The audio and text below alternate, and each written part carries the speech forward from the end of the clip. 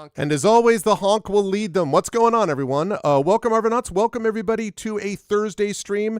And Happy New Year. Welcome to the first stream for us of 2025. It is January 2nd, 2025. We are midway through the 2020s, in case you want to feel yourself crumble into dust. And it is good to see everybody here for a very special stream. We have got day 3 of Beyond Shadowgate, but we also have something, or I should say someone else. And I will talk about that in just a minute. But before I get there, just a couple of reminders about ways to support us on the channel. If you have not done so already, please follow us here on the channel. Please check out our YouTube with exclamation point ArvTube. That is always appreciated. And if you're watching me over on YouTube, welcome, and please spread the word. Any new subscriptions there are going to be new records, because we are sitting at a new record level of subscriptions there. So please do subscribe. It's free for you to do that over there, and you can get more content from us that way, and also can support us by boosting the algorithm a bit over with them. So please do that if you can. ArvCord is the Discord channel, exclamation point ArvCord, where you can hang out with the Arvanauts in between streams. Alleluia, a miracle has happened upon Earth, and it is that the Discord bot is once again working. So we have a notification bot again. It went live. I was very excited. And so that's really awesome. Hopefully I can expand my use of it a little bit over the next couple of months or so. Right now, I'm glad just to have an announcement that I don't have to make somewhere. That's really nice. May it always be so. So, but definitely watch us or follow us over on Discord. You can join us in the Discord server, which is always hopping over there, so please do that. Twitter is exclamation point ArvTweets for the social networks. Blue Sky, and in particular I want to move people in that direction, is exclamation point ArvSky. Please follow me there, exclamation point ArvTweets, which I'm leaving soon, and Blue Sky, exclamation point ArvSky, which I'm not leaving, and which I'm sort of making the main focus of the social networking stuff. Please do follow me over there and spread the word about that. I just hit 700 followers over there, so thank you, and let's keep that up on the Blue Sky. TikTok, exclamation point ArvTalk. Website for this, arvanelaron.com, and please keep a lookout for the limited run Hearthglow podcast. More information about the finale of that coming soon. We're doing another long one in January, another long one in February recording, and then we should be having our finale, we think, possibly in March, but stay tuned for that. And of course, Gen GMs, the show that I do with Zach Clay. I've already recorded a new long show with Zach, and we will have that getting posted here within the next few days as well, so definitely check that out too. And welcome. Thank you, Paul. I'm excited for tonight as well. Let's see. That was the, what was that? The Twitter. Why is my floor suddenly shaking? Hey, kittens. I'm trying to introduce something here. All right, Sherbert, you take it easy. So on the financial front, exclamation point ArvTrayon is my Patreon. That's really the financial backbone of the channel. So any support you can give to that would be great. You get cool stuff for yourself and move us forward in the channel. Exclamation point ArvShop is the merchandise area where you can get various things related to the stream, various aspects of things relating to our various campaigns. So please do that. That would be lovely. And then we have, of course, subbing to the channel, where you can get those custom sub badges and emotes to use here, there, and everywhere across Twitch. That is always appreciated as well. And you can get inspirations to help our tabletop players. Those inspirations have been reset, I should say, for the month. But you can get in and be part of those new inspirations as time goes on. So you can do that as well. So please, if you haven't already done so, please consider supporting us with a Patreon or subbing to the channel. On the writing front, exclamation point Icarus, my graphic novel from Athos Arts. Exclamation point Library is my Tales and Tomes, The Forbidden Library. That's my 5e adventure and sourcebook from Alligator Alley Entertainment. And exclamation point Greyshade. That is my Greyshade TTRPG. Well, first of all, it's my Greyshade IP. Greyshade, Renegade, and Heretic, my Grey Assassin trilogy. You can get those at that link right now. You can also get the audiobook of Greyshade from our very own Trent Sparks.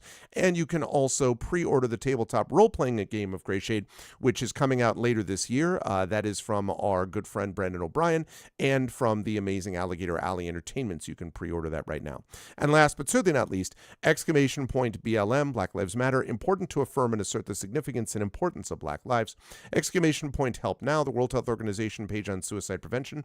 Important to reach out to others when you need help and reach out to others when they need help as well.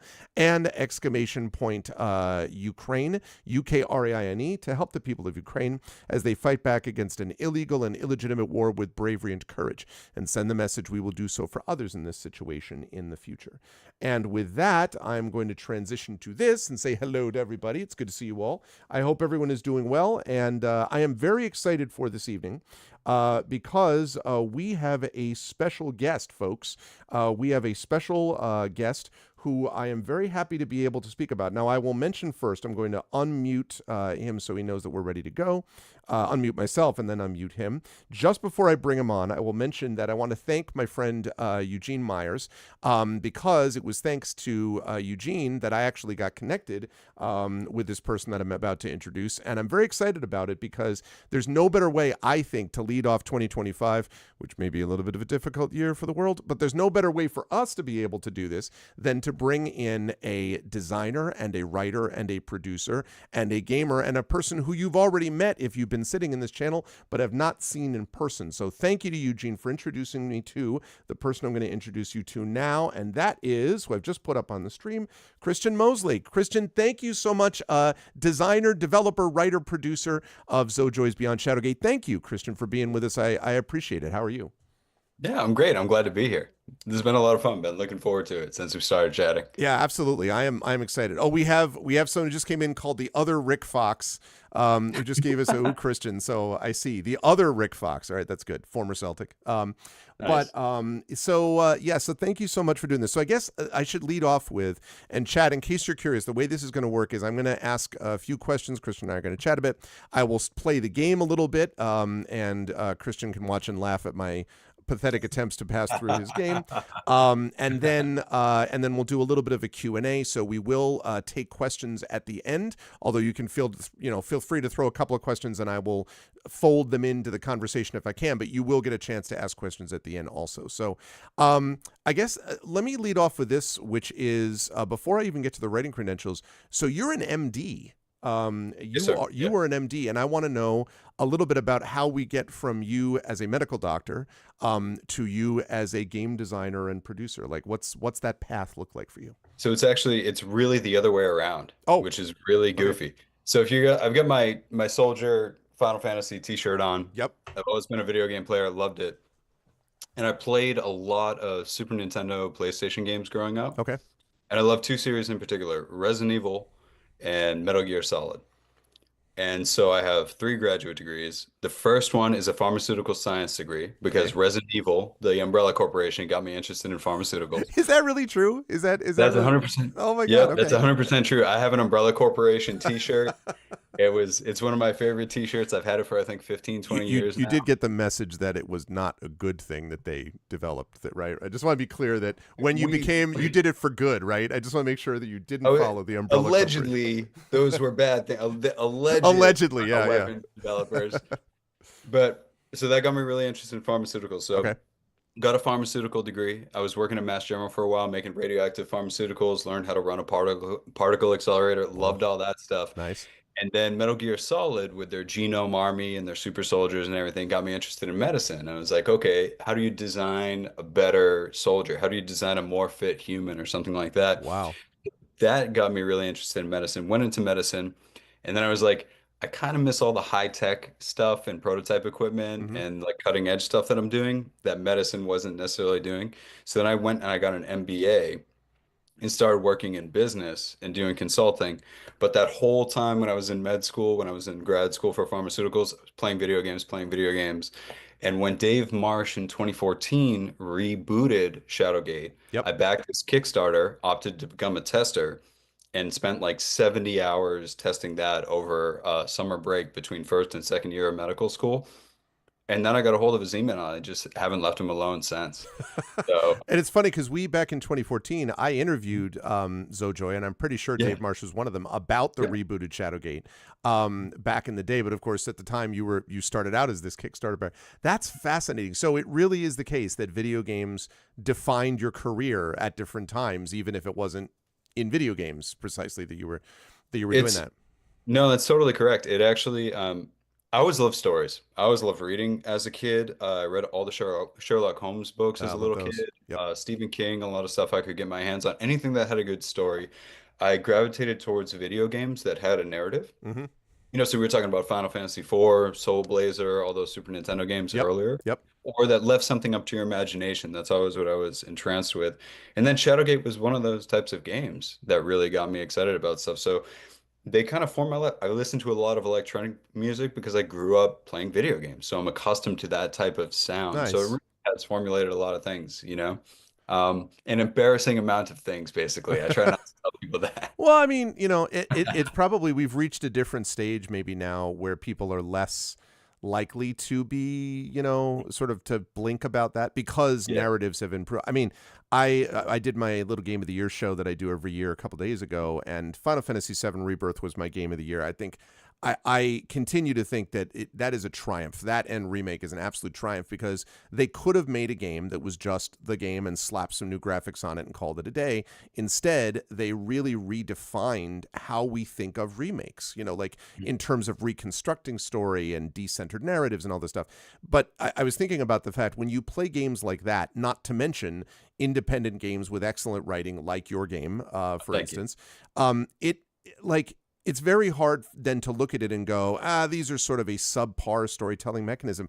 I don't think that's true anymore. I mean, it may never have been true. It's certainly not true now. I feel like you're getting great narratives out of a lot of out of game design, which actually leads me to a follow-up question before we get into your game specifically, your games.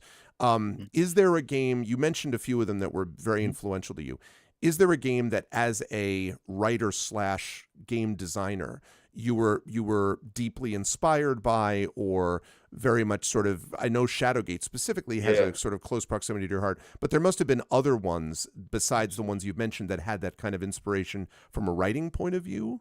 Would you Yeah. say? There are a ton, and it's actually a hard question because there are so many. So I'll go back to Kojima. So I played Snatcher for the first time. His game Snatcher prior to Metal Gear Solid, he Okay. came up with a text-based game, Snatcher, which was followed by Police Knots. Played that in about 2008 or 2009, and the pacing of the story, the nature of it, it was a little goofy, but it kind of fit a lot of stuff from Blade Runner. Yeah.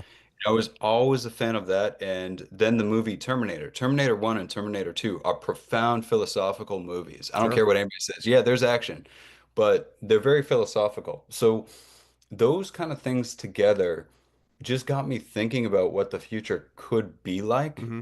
and how you could steer things and how there really is a lot that's up to the person. So games that are like that, that leave questions at the end sometimes, or that they don't spell everything out and they just kind of let your imagination wander and ask the question of what if, Yep. are kind of more profound, or games that have a very human element. So going back to Final Fantasy IV, the reason I like that one, I keep going back to them, is because each one of those characters, you know why they're there. At all times, you know what their motivation is. Yes. You know why they're there. They have a unique theme. And then to go to the point about video games and the narratives you can get out of them, and maybe there's some part compared to a standard book. I don't believe that. It really is something special. You have just text on a screen. That's it. Like, try to work with that, and you're not going to impress anybody. Right. When you have the music behind that, and you have the scenario behind that, and then you have the gameplay behind that, and you're giving the player some agency, you can get somebody more immersed in something than you can with simply a book, and that's simply neuroscience. I've Mm-hmm. read papers about that. When we worked on Shadowgate VR, I looked up how to increase immersion in VR. There's like neuroscience papers written about that. So I actually tried to use some of those tactics to increase player immersion, give them more agency, which in turn creates more joy and a better sense of fulfillment at the end of a game. That's So interesting. again, I'm nerding out with all that stuff and bringing it back in. But yeah, I really do feel that gaming is a profound form of media. I think that you can actually tell a better story through gaming. A good example of that is Final Fantasy VII Crisis Core. Have you ever played that? I have not. I'm somewhat familiar with it, and I've actually seen it played a couple times. But Mhm. I love Final Fantasy VII is one of my Yeah. favorite games. Period. Before the remake or rebirth, but Crisis Core went off to the side on the lore a little bit. But I do know Yeah. about it. Yeah. It did. The gist of it is basically there's a point where a character faces insurmountable odds and goes into fight anyway, and you're doing the fighting, and it continues until you, the player, stop fighting. Hmm. God of War 3 did that as well. Yep. And that's something you can't do with a book. and it gets you really invested in it as well. So it's no longer the player or the character, it's now the player fighting the fight. And that's a feeling that you can't really generate in text sometimes. So That's I interesting. like that component of gaming. That's At least that's interesting. my opinion. So Yeah. That's interesting. So I assume then you've played Death Stranding. I'm guessing because of So the I Kojima tried to play connection. Death Stranding, Oh, actually, to be really? honest. So that was a tough one for me because the controls were I had limited time and I got a hold of it, and the controls were so horrendous to me as I was trying to play it. Basically, I walked and I fell over. I dropped my package into a stream. I walked and fell over. I was talking to my brother about it the other day. He actually did play it and beat it, and he was like, "I was on a bike, dude. I was on a bike and I fell into a river, and then my bike sunk into the river, and I never got the bike back." He was Sounds like a so deep childhood actually, trauma we're reliving. Like, and I lost my bike in the river. it's true, but yeah, so that's another one where actually the reason I brought it up to my brother was because I do want to give it a second chance play through. And then I had recently seen his new trailer for Death Stranding 2, and I was like, the man just needs to be in Hollywood already. Yeah. It's about time, you Yeah, know? yeah, it's true, and and I do think there is sometimes a risk of people getting a little bit confused about what mediums do which. Like I think Chris Roberts would have been much better off if he could have just stayed in Hollywood and maybe been a better director. But I mean, stayed in Hollywood and not because his games were always attempting to push towards being that way anyway. I think he was limited by it when he was doing Wing Commander, Wing Commander 2, which Mhm. is actually, I think, what made those better games. I think the reason that we have still not seen Star Citizen come out in any official release, and I'm not convinced it ever will, is because he's basically trying to make an interactive movie, and I'm not sure that that's quite the right medium for what he's trying to do. So yeah, I think a little bit about that with Kojima, where it feels like some of the stuff as we go further along, you're like, all right, now you Yeah, clearly want to go in this direction. Cage with Detroit Become Human has this thing too, I think, which is that's very another movie one. driven. I'm trying to think of the other movie-driven games. Until Dawn Yeah, wasn't. yeah, yeah. That's like another, and Even that Last whole, of Us a little bit, right? It has got a little yeah. bit of that mode. Yeah, which takes place in Boston too, actually. That's And true. then if you watch the show, my favorite thing is when they do 10 miles west of Boston, it's like a barren wasteland. If you watch the show. Well, that is I'm what like, no Somerville way. is. Let's be honest. Completely a barren wasteland. I I got my doctorate at Brandeis, so we used to. Oh, I yeah, spent yeah. a number of years out in Waltham and the environs. So Yeah, nobody in Somerville come after me for that. I'm not endorsing that comment. That is not my view. It is a just civilized place. kidding, just kidding. All right, well, let's talk a little bit about your specific journey then with Beyond Shadowgate. So, Yeah, you basically said you got Dave's email and then you wouldn't leave him alone, and you yeah. became a tester and all this stuff. There must have been a point. Did you approach him at some point? You were like, "Listen, I got a great idea for the next step. Bring me on, coach." Like, did you reach out to him? Was it mutual in terms of when you moved beyond just the testing phase to, I would actually like to be writing and producing and Yeah. designing stuff like this? So the actual, and this is the honest truth of the way that happened, and it's kind of a sad and funny story at the same time. So the way that came about, I wish Dave was here because he would verify it. His nickname for me is Tenacity Incarnate, and he's like, I'm not going to be able to retire because of you. Like you won't leave me alone. So 2014 became 2018. He started working on Argonus and the Gods of Stone, which was another game Zojoy made, and I offered to be a tester for that too. We went through that. They published that, and that was the first time I really met the rest of the team in Zojoy Okay. because worked like 80 hours on that one. I submitted hundreds of bugs and was going through. So that's when I really started to talk to them frequently. And then another year went by, and I sent him a message, and I was just like, "Hey, just checking in. Do you have anything?" He said, "Nah." And then another year went by, I checked in again. "Do you have anything?" And he was like, "Well, can you do art?" I was like, "Nah, definitely not." And he was like, "Can you code?" And I was like, "Whoa, no, no, no, no, no, that's not me." He's like, "Can you do music?" I was like, no, not in the least." He was like, "Well, you can't really do anything." He was like, "Can you be sarcastic?" And I was like, "I am but a humble scientist, but I can give it a shot." And he was like, "Well, we have a hint system in this new game we're working on, and we have a voice actor. So if you could, just write some dialogue to tell the player to hurry up." So gave me half an hour. I wrote like 20, 30 lines, sent them back to him. He called me up. He was like, "This is hysterical. Congratulations, you're the writer, and you got to take it off like 20% because you're going to give people a complex. You are too rough with these." Wow. Okay. So I was like, all right, great. So I wrote in the Shadowgate VR game, I wrote Odin the Raven. Okay. So a lot of his text, anything to give you a hint or hurry up. And he sent me a VR headset. And so I started working, testing on that. And then I did a little bit of the design, like put an item here. What if we did this? What if we did that? And so we wrapped on Shadowgate VR. And I was like, hey, you got anything else to do? He was like, I swear, Chris, this is too much. You got to stop doing this. And he was like, yeah, he was like, well, I have the design document for Beyond Shadowgate. And I was like, wait, what? What do you mean Beyond Shadow? He was like, yeah, yeah, yeah. So back in 1990, we made it and we handed it off to another team and they made something on the TurboGrafx system. Right. But it was entirely different. I didn't have anything to do with it. I met with him for 1 hour and then we just handed it off. He was like, but it's just sitting in my basement. And as a fan, I was like, can I see it? Yeah. He's like, yeah, sure. I'll send it to you. He was like, but you can't do anything. You don't have a team. Like, we can't make it. I can't have the VR guys work on it. We're constrained. And I was like, well, there are guys that make fan games of Shadowgate, and they're good. Right. Maybe we can reach out to them. Right. And so that's how we found the Graph Metal team. And we called them up and we were like, hey, would you guys be interested in this? And they were like, oh, yeah. So it's Graph Metal. They're a couple of brothers. One's a pixel artist, one's a programmer. And then they had a composer that they work with as well. And they were like, okay, send us the document. Showed them the design document. They sent a couple ideas back for screens, and we're like, okay, sold. So that became the team on Beyond Shadowgate. And then so they were all seasoned professionals. I've been working with Zojo for I think 7 or 8 years at this point. Mm-hmm. So I represented the Zojoy side of it, and then we just got together and we started building the game. And that's how So that came to. so you were the guy who made the direct connection then with the graph metal folks. Like Yeah. is basically what you, oh, Yeah, that's correct. okay. I got their games, Infested and Spectacle, started Yeah. playing them. I was like, these are really good. I sent them to Dave. Dave started playing them. He was like, wow, yeah, these guys are really good. And so yeah, that's how we found them. We got everybody together.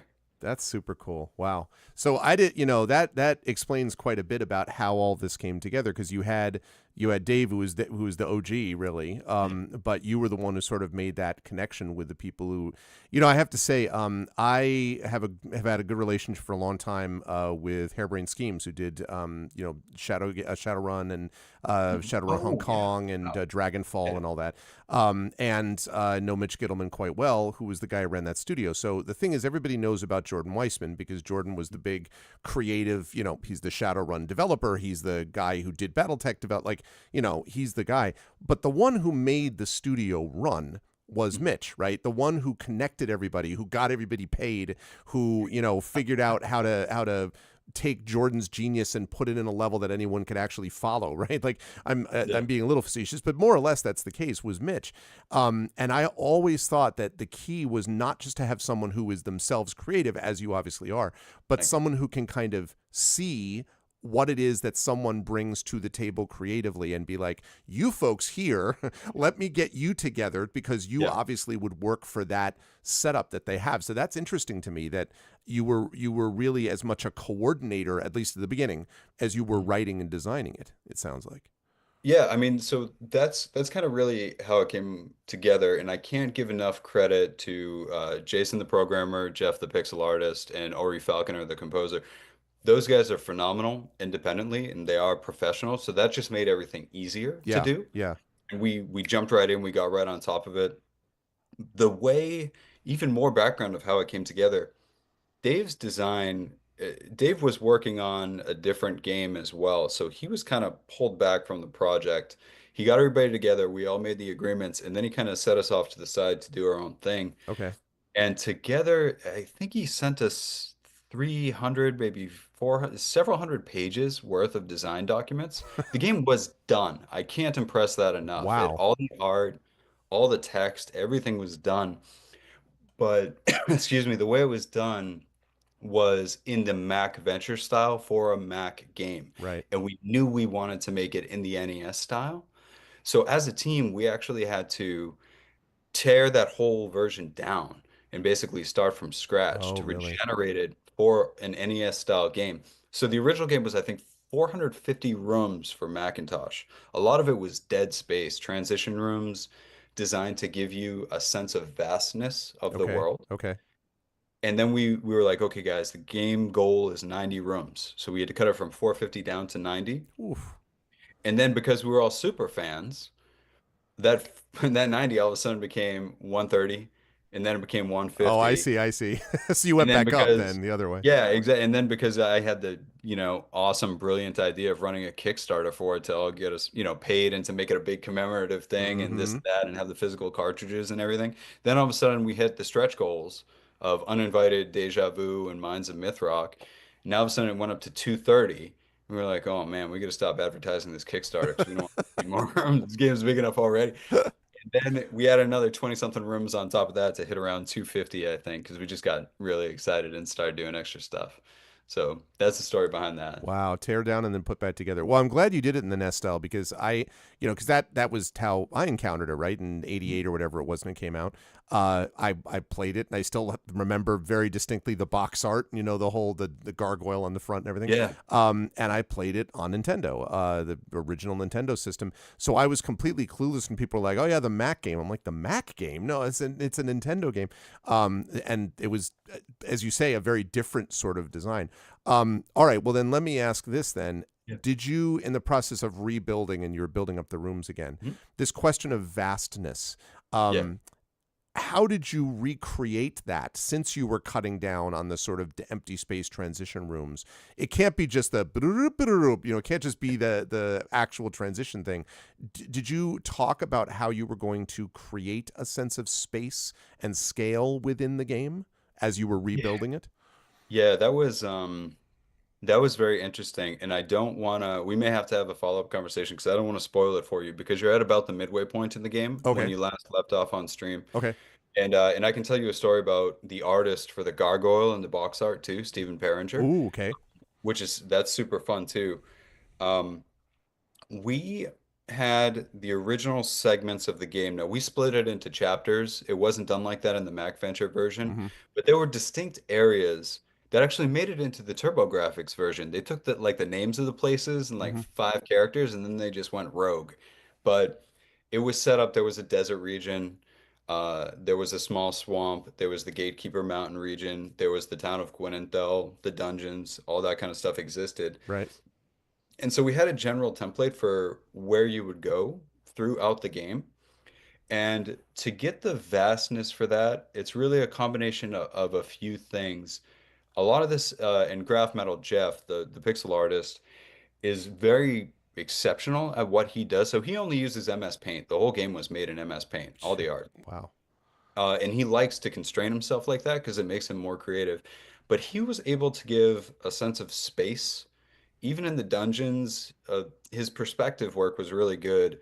But then, if you remember, as you're going through the forest area, there's that one ledge with a soldier on it. Yes. As Yes. you stare on that ledge, you can look off and you see the desert and you see the mansion and everything Yes. like that. That's one of the ways that we do, that we give you a sense of how big it is. Okay. The other way were the NPCs in the town. We gave you several different NPCs with different styles of speech, different motivations for what they felt was important, Right. to give you an idea that it is a world beyond the castle. And they're vaguely aware of the history of the world and this and that.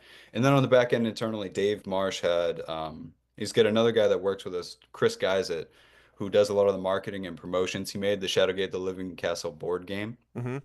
He's gotten all of the literature together from all the Shadowgate games and compiled it into a 350-page book that he Jeez. made.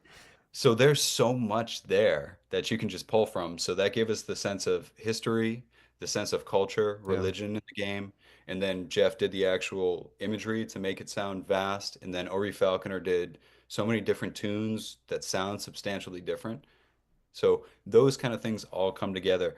And in the planning stage, it was really, we would sketch out the rooms together, and then Jeff would come back with some artwork, Okay. and then I'd write the text surrounding his artwork as we went. So we would Okay. kind of piece these areas together. That's interesting. So there was a lot of sort of back and forth, it sounds Mhm. like, as this was not a everyone go off to their own silos and then we all huddle and see what we get. There was a lot Yeah, of back and forth among you, I assume, then, about working around writing, informing art, and vice versa. Yes? that's correct. Okay. We had a lot of, there was a saying, art dictates the puzzle, is something we Oh, would that's say cool. constantly, where we had an idea for a puzzle, or we knew where there would be a locked door. Yeah.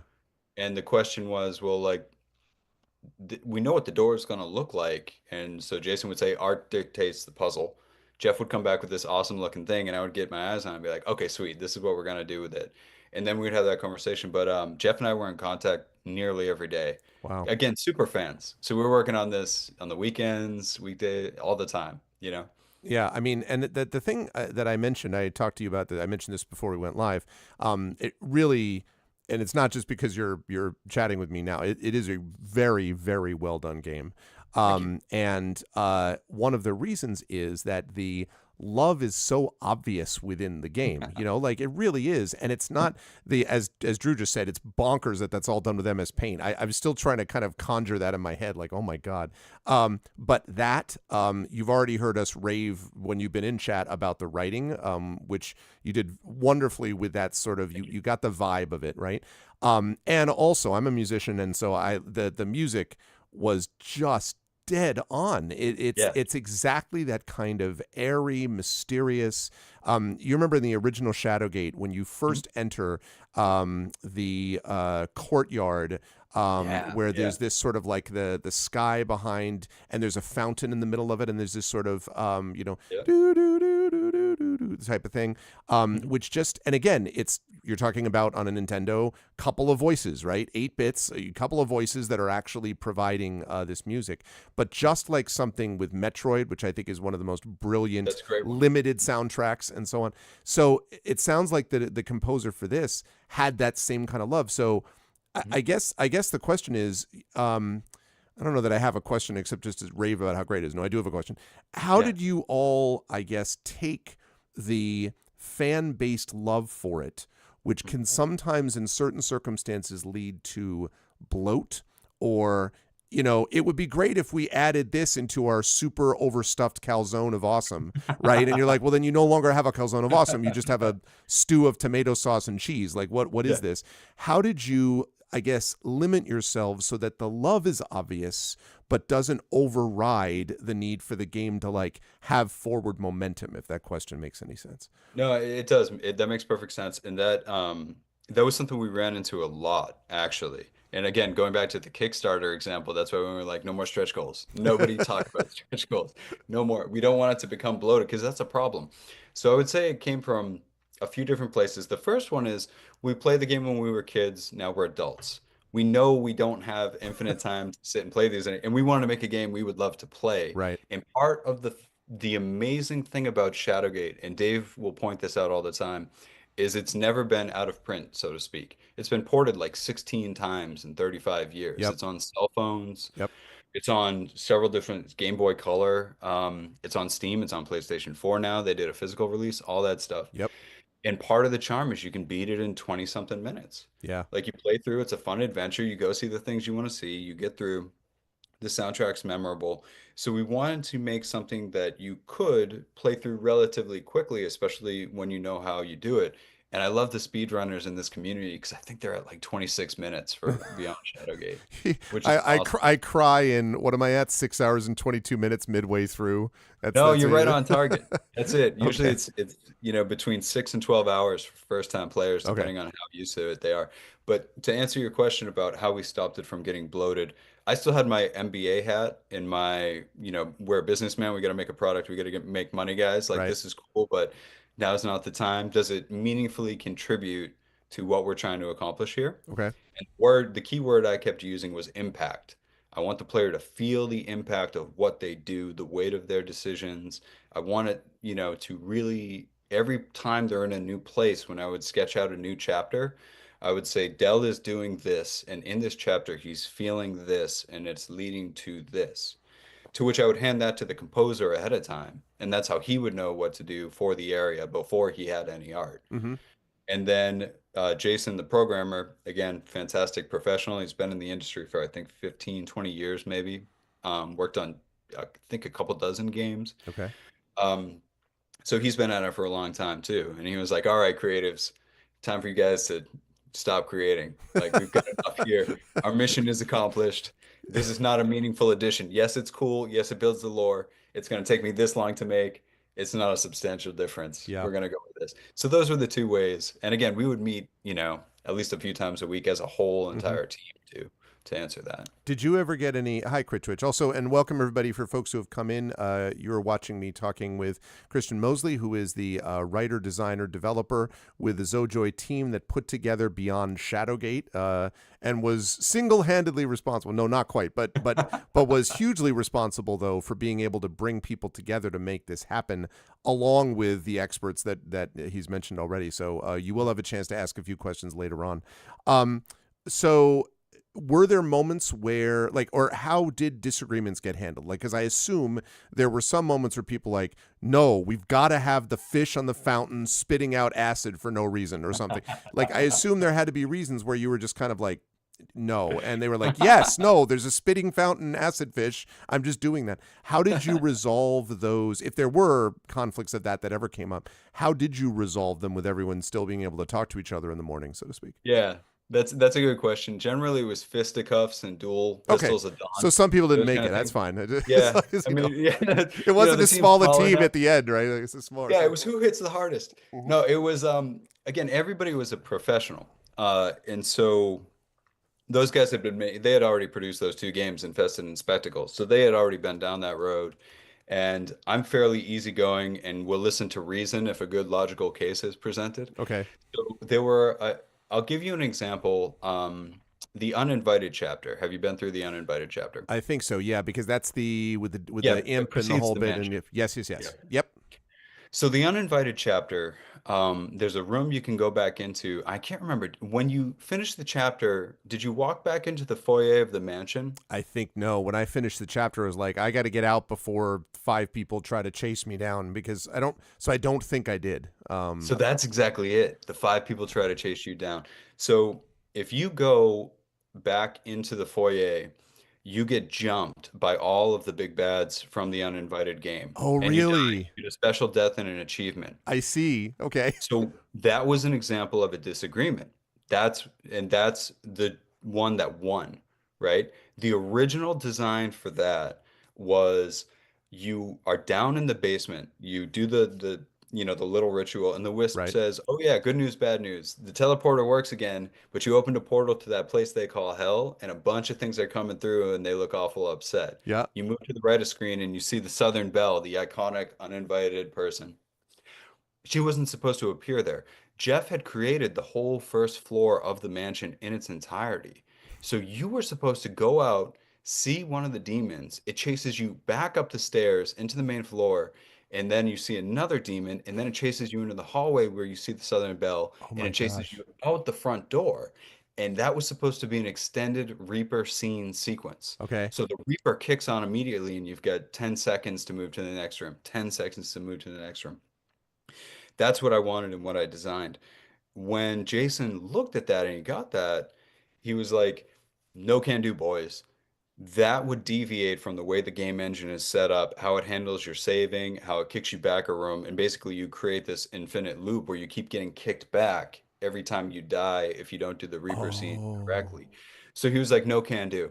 And so then I talked to Jeff and I was like, but you already did all the art, man. You go talk to him.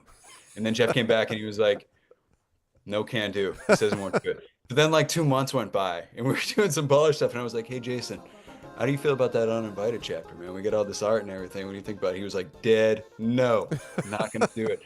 I was like, but can you explain to me why it's not gonna work? And he was like, yeah. So we actually went through and he was like, it would take me a month to redo everything to be able to do just that. And I was like, okay, I understand now. I'm going to tell everybody what we had because that would have been awesome. I'm going to point my finger at you for not getting in the Yeah, game. of course, of But, course. but otherwise, it still worked and we still got to fit the achievement in. So that was really how we did it. We would just have a discussion. Is there something we can do? Yes or no? Is it going to take us an unusual amount of time? If yes, it's out. If it's, we'll check at it. We had a polish, thing that we were looking at. We just had a big running list of polish items. If we can get to them, it'd be nice to have. So that's generally how we did it. And that's probably the major one where we really went back and forth several times on it. But That's no, everybody, like, we got along really, really well as a team. Everybody had a lot of respect. I've met Jason in person too. He's in Southern California from time to time. okay. So, yeah, we have a great rapport with one another. So it really, there were very few bloody noses, not too many. That's I mean, and again, that also, I think there's a harmony of elements in this game that I've noticed so that it doesn't feel as if anything is pulling against anything else. It sort of seems to cohere, and not every game is like that. There are, as I'm sure you know, I mean, there are multiple games where it feels as if you're fighting some aspect of it. I was talking about this with there's a game called Jusant, which you may I don't know if you've played that, but where it's all about climbing up a mountain. And I love the concept and the lore and the story, but the controls are an unmitigated disaster. And I mean, they're a disaster on controller, they're a disaster on keyboard. And at a certain point, I'm like, if you're going to have a climbing game, it doesn't matter how cozy you claim it is or how chill or how relaxed if you can't make the goddamn guy go up the freaking handholds that you want them to go up. Like at a certain point, like that's just a fundamental core part of the game. And I just found I was fighting an aspect of the mechanics that was enormously important to climb up the mountain. And I had to give up on it eventually, which was a shame. But Yeah. that was an example of, I think, things that there was a friction there that didn't get solved. Have you ever played the game Dredge by chance? Actually, I just with my nephew, I just over this break, I literally started playing it the other day. Yes. So good. It ties so well together thematically, and is an example of the opposite, like a game where all the elements cohere. Mhm. And so yeah, and I especially if you're a horror guy, I think Dredge will be right up your alley. It's really like Dredge a lot. All right, well, so last question for me before we start playing a bit, and I'll have a chance to go through, and you can laugh at my attempts. When you were starting to go through, I guess, the play testing element of this, because it is substantially longer and larger than Shadowgate, and so forth. Um, one of the things that I really have appreciated about this game is that it feels like it's paced exceedingly well, even to the Thank level of the puzzle. So, you. Mhm. there are puzzles that are hard, and there are puzzles that I'm like, oh, that I think this is clearly it. I didn't find what I sometimes find with a lot of point and click adventure ones, that I get very annoyed with adventure game logic, where I'm like, I just want to take the thing and put it on the shelf and move the candlestick. Like, don't tell me I need to go around, move the candlestick, go kill a dragon, take his tooth so I Yeah, can yeah, pick up yeah. the candlestick. I mean, come on. So like the worst offender for that is Mist. Beautiful environmentally, but oh my God, Couldn't are play there it. there are puzzles in there that I'm just like, what is this, right? So I guess my question here is, when you were doing playtesting, Mhm. what for you was the sort of guiding principle in terms of what was too much challenge, the level of frustration you wanted people to experience? Were there elements where people were like, I just can't manage it, and you're like, okay, I got to back off on this puzzle? Mhm. Or were you like, no, maybe this just isn't the right game for that particular player? I'm wondering how you balanced those things out. Saying we got lucky isn't the correct way to characterize it. It went smoothly, smoother than I would have anticipated. Okay. And it came from what you said before, is all the different elements coming together and having constant oversight over one another. Okay. And the way that we did our process is I would typically come up with a design. I'd run it by Jeff, the artist. Jeff would take a look at it and say, yeah, I like that. No, I don't like that. Yeah, I like that. This makes sense. We would go back and forth. We would hand it to the programmer who's like conceptually good, logic's good, so on and so forth. And then he would start to build and design it. So we had three sets of eyes on it already. Okay. I don't really like adventure games, to be perfectly frank, for that reason. Like I said, I got 20 minutes into Mist. I thought it was beautiful, and I was like, this, I can't do anything. All right. Um, the moon logic never really applied to me. And again, all my training is in science and medicine, and it's very logic based, Right. So I wanted players to think, not guess or use brute force. Mm-hmm. And so anytime there was a puzzle, it makes sense within the context of a fantasy world making sense, Of course. magical things do magical Of things, course. keys do key thing, they open locks, that kind of stuff. There was distance. Most of the items in the game are used within their chapter, which also helps us keep inventory down, which is Yes, good. and also Inventory thank you, management. because that's a little, yeah. Yeah. The hoarding problem is bad enough with role playing game people, to Yep. begin with. So So I didn't like that either. So that was another component of it. And then there's also a lot of work we did on colors. Look at color schemes. And it's why I tell people look at everything that looks like it can be looked at. right, And if you're stumped, look at the lock, look at your inventory. yeah, There's text-based stuff there too, certain words, certain phrases. And then, like I said, certain colors of things too will line up. And as you go through and play through a second time, you may notice it more. But once you've seen it once, you're like, for instance, the uninvited area, you picked up 4 red ruby Yep. shards as you went through. Yep. What did you run into? A big ruby red skull Yep. right at the door, Yep. you know? So there's that kind of stuff. So that's really how we did it. And then we did playtest extensively. Dave Marsh playtested it. We actually ran a lot of our early stuff by him too, just so he was like, nope, seal of approval. And then we had a bunch of people playtest. I think I put probably close to 1,000 hours.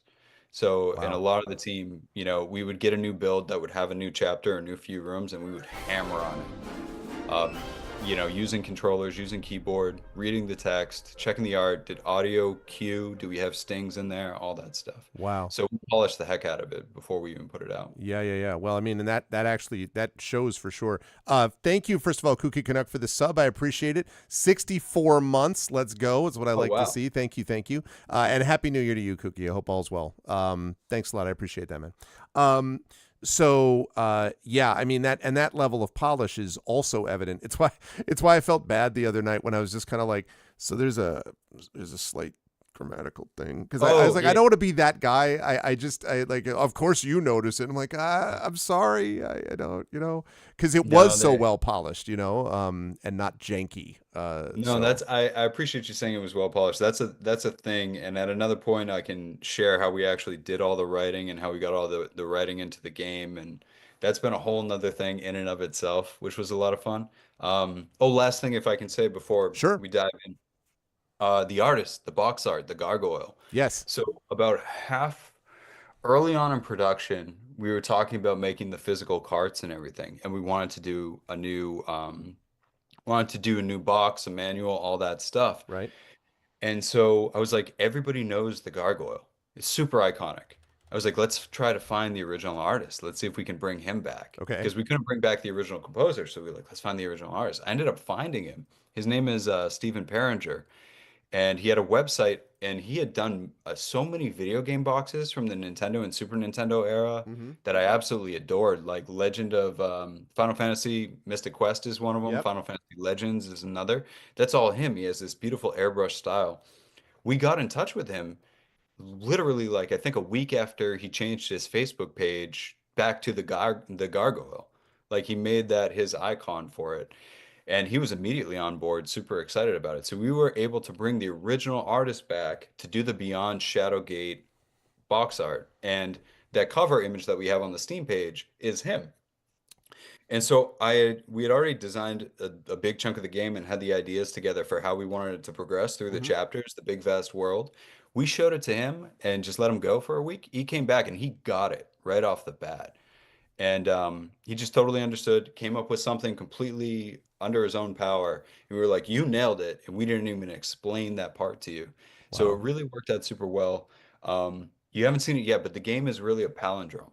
Like, you'll understand it when you get to the end, and then go back and look at the art, and you'll be like, oh, I I see see. what was going on. Yeah. That's very cool. And yeah, there are a couple of iconic levels of art that I remember from that time. One of them is this. Another one is there was an artist for the what was a board game originally called Dark Tower. Mhm. And the original Dark Tower, which was itself 1983 or 84, but it's this tower you had like ran on 2D batteries, and I still have my original back there, which I had to repair. And so the art in that is basically this layered art. But at the time, of course, we're talking physically layered art. Like the Yeah. guy would lay it down, and it has this strange, almost sort of stained glass effect. And it's incredibly striking. It's just not something you typically see. Another example, the Fighting Fantasy Gamebook art that I mentioned before. A Mhm. lot of that art, too, is striking and unusual, or the sorcery gamebook art and so forth. So this is an example of that, where it's like you can now, when you mentioned it, you can completely see it. Like you look Yeah. at the cover and you immediately see what Beyond Shadowgate is doing in terms of that art as well. So of course, same artist, but it's just there's something there about the marrying of old and new, I think, Mhm. that sort of ties together nicely. One last question, actually, before we Yeah. before we dive into this, which is just, Yeah.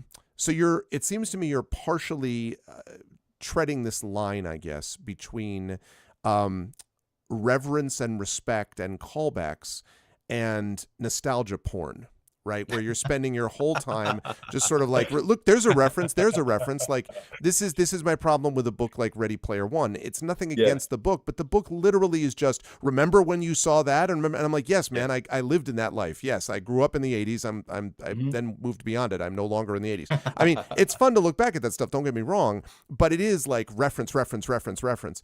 And this did not feel to me like that. This stands on its own as its own game, but it's just infused with the vibe, as we've talked about, of Shadowgate. So I guess my question is, um, how did you and the team Mhm. manage that line between it's nostalgia and we remember it and it's the 80s? And I'm not saying you would consciously do it, but it Yep. must have been hard to avoid a little bit of that, especially when you're working with Dave Marsh and a lot of the Yeah. original folks there. How did you do the line between we want something new for now for Mhm. 2024, when it was released, and also paying reverence to the past without being buried in the nostalgia? No, that was actually a great question I had asked of somebody else. So fundamentally, I mentioned it earlier. We grew up. Everybody grew up. So we know who our target audience is. They were Mm-hmm. people that played the original Shadowgate. We're not gonna catch somebody that's playing Fortnite or Call of Duty Not yet. with our game. Not yet. No, Yeah, not yet. But we knew the target audience, so we knew how they had grown over time effectively. So for me personally, when I took my approach to writing, the game is darker. The game has more brutal deaths and more of them. The game has intrigue that wasn't there originally. mm-hmm. There are larger concepts at play than just you're a good guy, go kill bad guy, spooky castle. Yes. You So that was one component of it. And in that, the target audience that I had in my head was like the people that are going to come back are going to expect more now. They want to see the familiar trappings and wallpaper, but they're going to want more. And they're not going to want to crawl through Moon Logic to get it because they're busy. They've got lives now. And they're not going to want things that are overly obtuse. And they're not just going to want to stare at the same game that they played 30 years ago. So we have to give them something new, Yeah. but we're still going to make it look like the old game. And that's our choice for the 8-bit retro Yep. style, you Yep. know? And we're going to make it sound like that. And it's going to feel, and you're going to get the little brrrr as you go through screen to screen to screen. Yeah, And I the love that. movement is going to be the same. The user interface is going to be familiar, but slightly different and polished. So we took that approach. And then one day I went to an event. There's the Clock Tower series of video games Mm-hmm. Yep. from the Super Famicom, PlayStation, all that. Yep. They were doing an event in LA for the art for that. And Muriel Cartwright, I believe is her name, who was one of the artists on that, was having a Q&A session just like this. And I stood up and I said, "Hi, I'm working on Shadowgate. It's 35-year-old property." She was like, "Yeah, I know it." I was like, "You're working on a 30-year-old property. You're updating it. How do you do that with a modern audience?" And her response was, "We looked at the players now that we're likely to get. We looked at the players who played it before, and we just really have a lot of love for the original property. So we're building the game we would have liked to have seen then with today's technology and Ah, mechanics standards." And I was like, "Hey, us too. Sweet. We're on the right track." we're on the right track.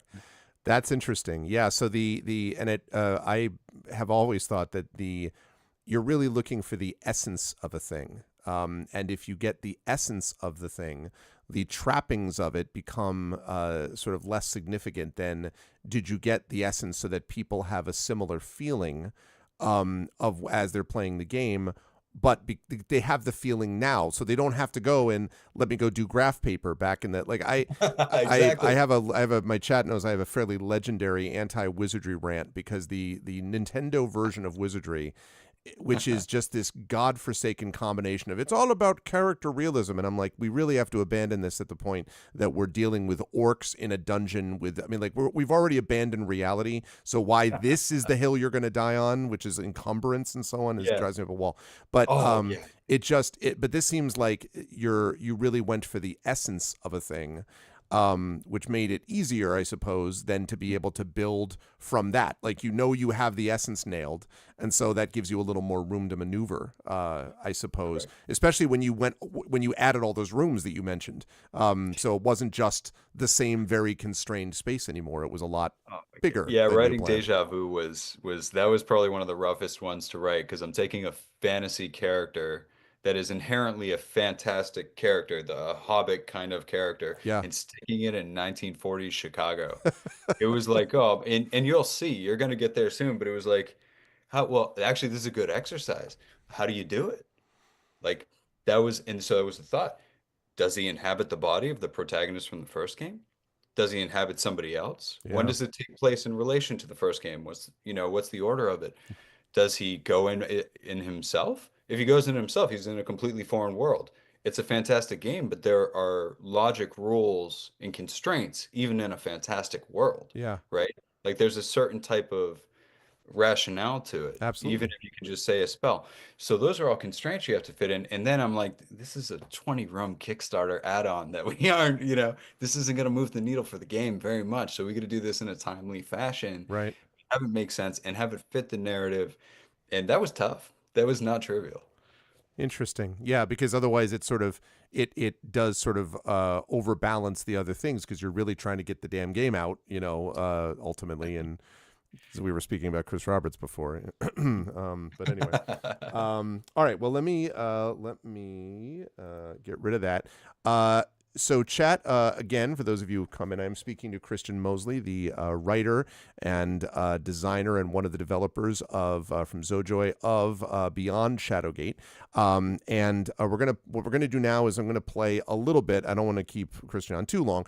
But just play a little bit through a few of these rooms, and then as I do that, and then probably right after, we'll take a few questions if you have any from chat, which I will pass along. And you should absolutely, incidentally, if you have not already done so, you should absolutely go get this game. If you're still here watching this, and we've gotten up to 25 or 26, not counting the YouTube folks, so you should absolutely be the people that are buying this. Because if you want games like this, if you say to yourself, man, they don't make them like they used to. I love games like this, and there should be more. That only happens if you get the sales that sort of correspond to being willing to do more. So spreading the word, letting people know about it, and supporting story-driven, good story-driven content that draws from the past without being chained by it. That is really this is the kind of thing that you should want in your games, and so you should be getting it if you have not done so already, because it's good stuff, and you can get it from my sister channel, GOG first. But if not, you want to go with Steam, totally get it. And I was mentioning before, I know you said you were working heavily on it because, this is like a Nintendo Switch. It feels like it is just built for, first of all, Nintendo, but secondly, Yep. Switch. So is there any like progress report, or is that another thing about more sales? And then we can You're do that. preaching to the choir. I Yeah. mean, more sales. I was telling you before we came online, I've been working on, I want to make more games. If we can afford to make more games, I'm keeping Dave Marsh from retirement to make more games. So Keep there's Dave no, Marsh yeah, retiring. exactly. Stop him from retiring. I'm going to show him this later. But really, I'm already working on more games. I've already been mapping them out. I've got dozens of rooms set up and puzzles and everything. I'd love to do more. It does come down to sales. This is a business at the end of the day, and we do have to continue to make money because everybody's got to, pay their bills. Yeah, And it requires a lot of work and thousands of hours, as I was saying, to bring these things together and do it well, too. absolutely. But when it comes to the Switch, since day one, I've been fighting for the Switch and I've been fighting for translations into Japanese because this is still a Oh, very well-remembered game in Japan. absolutely. I've been talking to streamers over there. Some people have already bought it, but there's 81,000 plus words in the game and it needs to be translated. That's not something you can do Google Translate to. I've seen people do it and they've played through it in Japan, native Japanese speakers that don't speak English, but it doesn't quite land the same with certain things. So I'm trying like crazy to get it on the Switch and the Switch 2, Nintendo, and when that comes through, and then getting it translated into Japanese, the major European languages and all that stuff. So I'm working on it, left and Okay. right. If I can find a way to do it, I'll do it. Yeah, because it is the kind of thing that I think there is a momentum here that if you get more people like that are more into it specifically and see what it's about, and also, that don't feel like, well, I'm 21. I never played the originals. Like, this does not require you to have played the original to enjoy it. I just think it's an extra bonus to, and obviously it's part of your core audience, to the people who were of an age that they did play, Yep. the original, but it's not required. So I just think the more that you just see a well-developed, well-paced game, the more that people are going to be like, yes, please sign me up. So that I would, anything that can make that happen, including translations, or it just feels like it's tailor made for the Switch, which is why I just kept Yeah. thinking about it, because they also have a very strong sort of like indie-ish presence where they, games seem to work well on that screen. So, Yeah, um, they have a huge install base too. And that was, by the way, that was quite purposeful to have it be something that somebody can jump in fresh yeah, and have never played the original. absolutely. I mean, I never felt in any way like I would have needed to have, known the original, but it was a pleasure to be able to, especially with the music and the art that just, and as you say, the UI just feels right. Oh, So, just wait. Yeah, you haven't seen anything oh yet. man, I'm so excited. All right. All right, well, let me head over here to this. And let me switch over to Yeah, and that's Steven's lovely the artwork computer. right there. That's the Tyre River, the Great Barren Desert. You can Yep. see all that stuff. Yep, It's yep, yep. unfortunately he passed away. So this we've been told this was actually the very last piece of art, video game Oh artwork wow. that he had done. He passed away from ALS, Lou Gehrig's disease. Wow. I believe at the early last year, perhaps, which is a shame. He was an excellent professional. I fanboyed for probably 20 minutes straight when I first got on the call with him. I was like, you made this and this and this. And oh yeah, we want you to do Beyond Shadowgate, but you did this and that. But yeah, wonderful man, great to chat with. Really enjoyed our time, and the whole team felt that way. Now it is sad, but I mean that is what a legacy though, to be able to have that connection, from the old to the new with the Yeah. same person. That's pretty, what a, as Emily says, what a beautiful last piece. That's good stuff. All right, well, this download is not related to that, is it? No. Black Geyser, good game, but not what we're playing today. There we go. Okay, so we're gonna play this now. When I when we last left our hero, by which I mean myself, I reached this stage where I was I'm just slightly stuck, not completely stuck, just slightly stuck. Don't worry Um, about it. I just was, like, just a bit, It's okay. thrown I off. know a guy. Don't worry. Yeah, We'll I was do gonna this. say, Yeah. because and I loved this. I have to say, I really enjoyed this whole section, because I loved the sort of playing back and forth with the sun and moon. Yep. Just very, very cool stuff. And I should say that I did not actually. I knew of them, but I did not play Uninvited or Deja Vu back in the day. My contact was Shadowgate. So Yeah. when I saw this stuff, I was kind of like, this is cool, but I didn't have a point of reference to that. So thanks for joining us, other Rick Fox. Don't be a stranger. Stop by again. We hope to do more things of this nature. Okay. So, and now I don't even remember what exactly it was that I was not doing correctly. Well, we can move you through some stuff. A quick pointer about this. This mansion segment is probably one of my favorite in the game. I know the team really, really adores it, and this is 100% original to our team. So this mansion is not in the original design documents. Okay. So this is all brand new. This is actually, it's big enough to be its own little Shadowgate game in and of itself. Oh, very cool. I just realized that it'd be nice if they could actually see you while you're talking. Give me 1 second. I switched scenes. Let me just move you over here, and then I'll have my own built-in hint guide, chat. See, this is what it's about. Listen, it's not the fame and the glory. What it really is being able to get people who actually made the game, and that's how we do that. Okay, let's see. There's that. Yeah, all right, and I'll have this captured in just a minute. There we go, almost. Okay, and there we are. Right, much better. Now you can actually see. In fact, I'll make it even a little more slick. He said doing it on the fly. Okay, nope, I don't want it to cover. I want it to go below. There we go. And then we go like that. And then we go like this.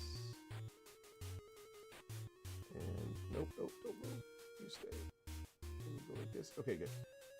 And that should be about right. Lovely. Okay. Now we're cooking with gas. Right. Okay. So, as we were all saying, and by all of us I mean me. Okay. So you said so. Right.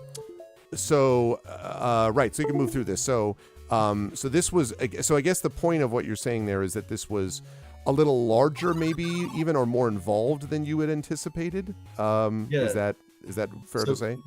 Yeah, the original transition for this was Dell hops onto. So we cut the forest segment down, which was literally just paths that branched into nowhere. Just imagine a giant grid of dead space in a forest. Okay.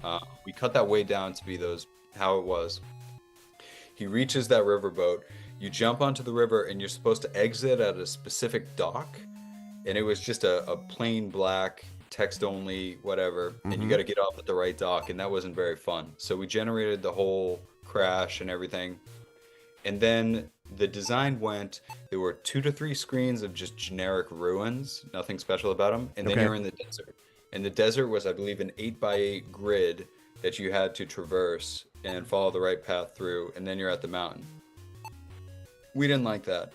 So Jeff, the artist, came up with the idea of throwing something in there. I was like, I really want to make something out of these ruins that's really cool. I want it to be spooky. Let's have some ghosts. He was like, why don't we do a mansion? And as I discussed, I'm a fan of the Resident Evil series. Yes. And I was like, he was going to twist my arm to make a spooky mansion, so let's do it. Yes. You had a couple of the freeze frame ghosts from referencing other games as well. Yeah, that's actually I've got things to say about those ghosts. That's going to be real fun. So we built this whole mansion, and the whole team got really excited about this. So this is something we came up that was 100% original to us. This wasn't a Dave Marsh thing, and he loved it when we showed it to him. And then when we added it all up, I think there's 26 or something rooms, and it is so it's about the size of, I think, the original Uninvited. So very cool. Yeah, this was a fun area to design. I'm very happy with how it went. I'm actually, I need to remember to ask you at the end of this about, given that you were successful in doing all that, would you like to do an expanded mansion? Like, I know you said you have other games to think about, but again, I asked you a little bit about this before, but just, is there more coming that has this vibe? I think Rick Fox was talking about Shadowgate 3. Like, you don't have to do that if you don't want to, but something that's in the vibe of this, because it seems like there's even more room to maneuver. There's other stuff to do based on what you've done so far. So I need to remember to ask you that at the end, but I won't ask you that right now. Okay, so now I'm starting to remember what it was that I was stuck with. So I felt like I had gone through, I did a bunch of stuff. I'm like, awesome. And then it was like, but I still can't quite leave because I haven't banished everybody yet. I have all the stuff that I need to banish. And there's one place that I can't seem to get into, which is this pantry. And I think it was at this, nope, not there. I think it was at this stage that I was kind of like, I don't really know here what I'm doing. Although now I wonder if can I use the salt sack on the tentacle thing? No. Okay. Just a tentacle reference. But see, I'm suspicious because I'm always like, is it always just a reference, or is there something I could use that for and I'm just not, Yeah, that is just a reference. That was one of the ones, the brothers, I played, I think, part of Day of the Tentacle. I never played Maniac Mansion, really. And Jason and Jeff really liked the game. And Jeff just drew a tentacle. And Jason was like, awesome, we're going to put it in the crack in the floor. And I was like, okay, fellas, you say so. All right, let's do it. So that one is just a reference. That may be the only non-Shadowgate related reference we have in the game. And so, yeah, that one, don't worry about that anymore. Oh, okay. For a minute I was like, I got it, and then I don't got it. No, it's okay. That was purposefully. There's really only a handful of puzzles, I think, maybe 3 or so, where it's a little obscure, I would say, to my standards, at least, for a puzzle game. Other people I've seen breezed right through it, no problem. The way this mansion is set up is to put the player on a crossroads and, again, feel the impact of what they've done. And it all comes together later on. But this is one of the pivotal points in the game. Trying to say it without giving much Yeah, away. that's fine. I mean, I Yeah. know that the demon. I know that the I'm supposed to summon the ghost and then I can banish him completely, but I'm missing one of the materials to do that, and I'm assuming I can find that in the pantry, and so I need to figure out how to get the pantry open. That's my mind. That's what I'm imagining. Yeah, well, let's see what you've got and what you're working with so far. I mean, so you've done a wonderful job. You got the salt, you've read that stuff, you've got the sun, corn, moon. Yeah, you got that. You found the red gems, which is what the salt is all about. Yep. That's the Resident Evil Yep. reference right there. Yep. So I was very excited to put that in. Same thing with the suit of armor. And if you notice, the mansion's purple. Suit of armor has a tuft of hair that's purple. Also purple. Yeah. Purple. Like those things. Can I ask before you just go on? Just because this just struck me. Do you have an accessibility setting for colorblindness? Was that a concern or? So yeah, we actually did. We talked about that during development, and there were constraints to what we could and couldn't do. Right, I was wondering about that. For instance, the ruby shard in the dead forest was a little tough for some folks to see. Yep.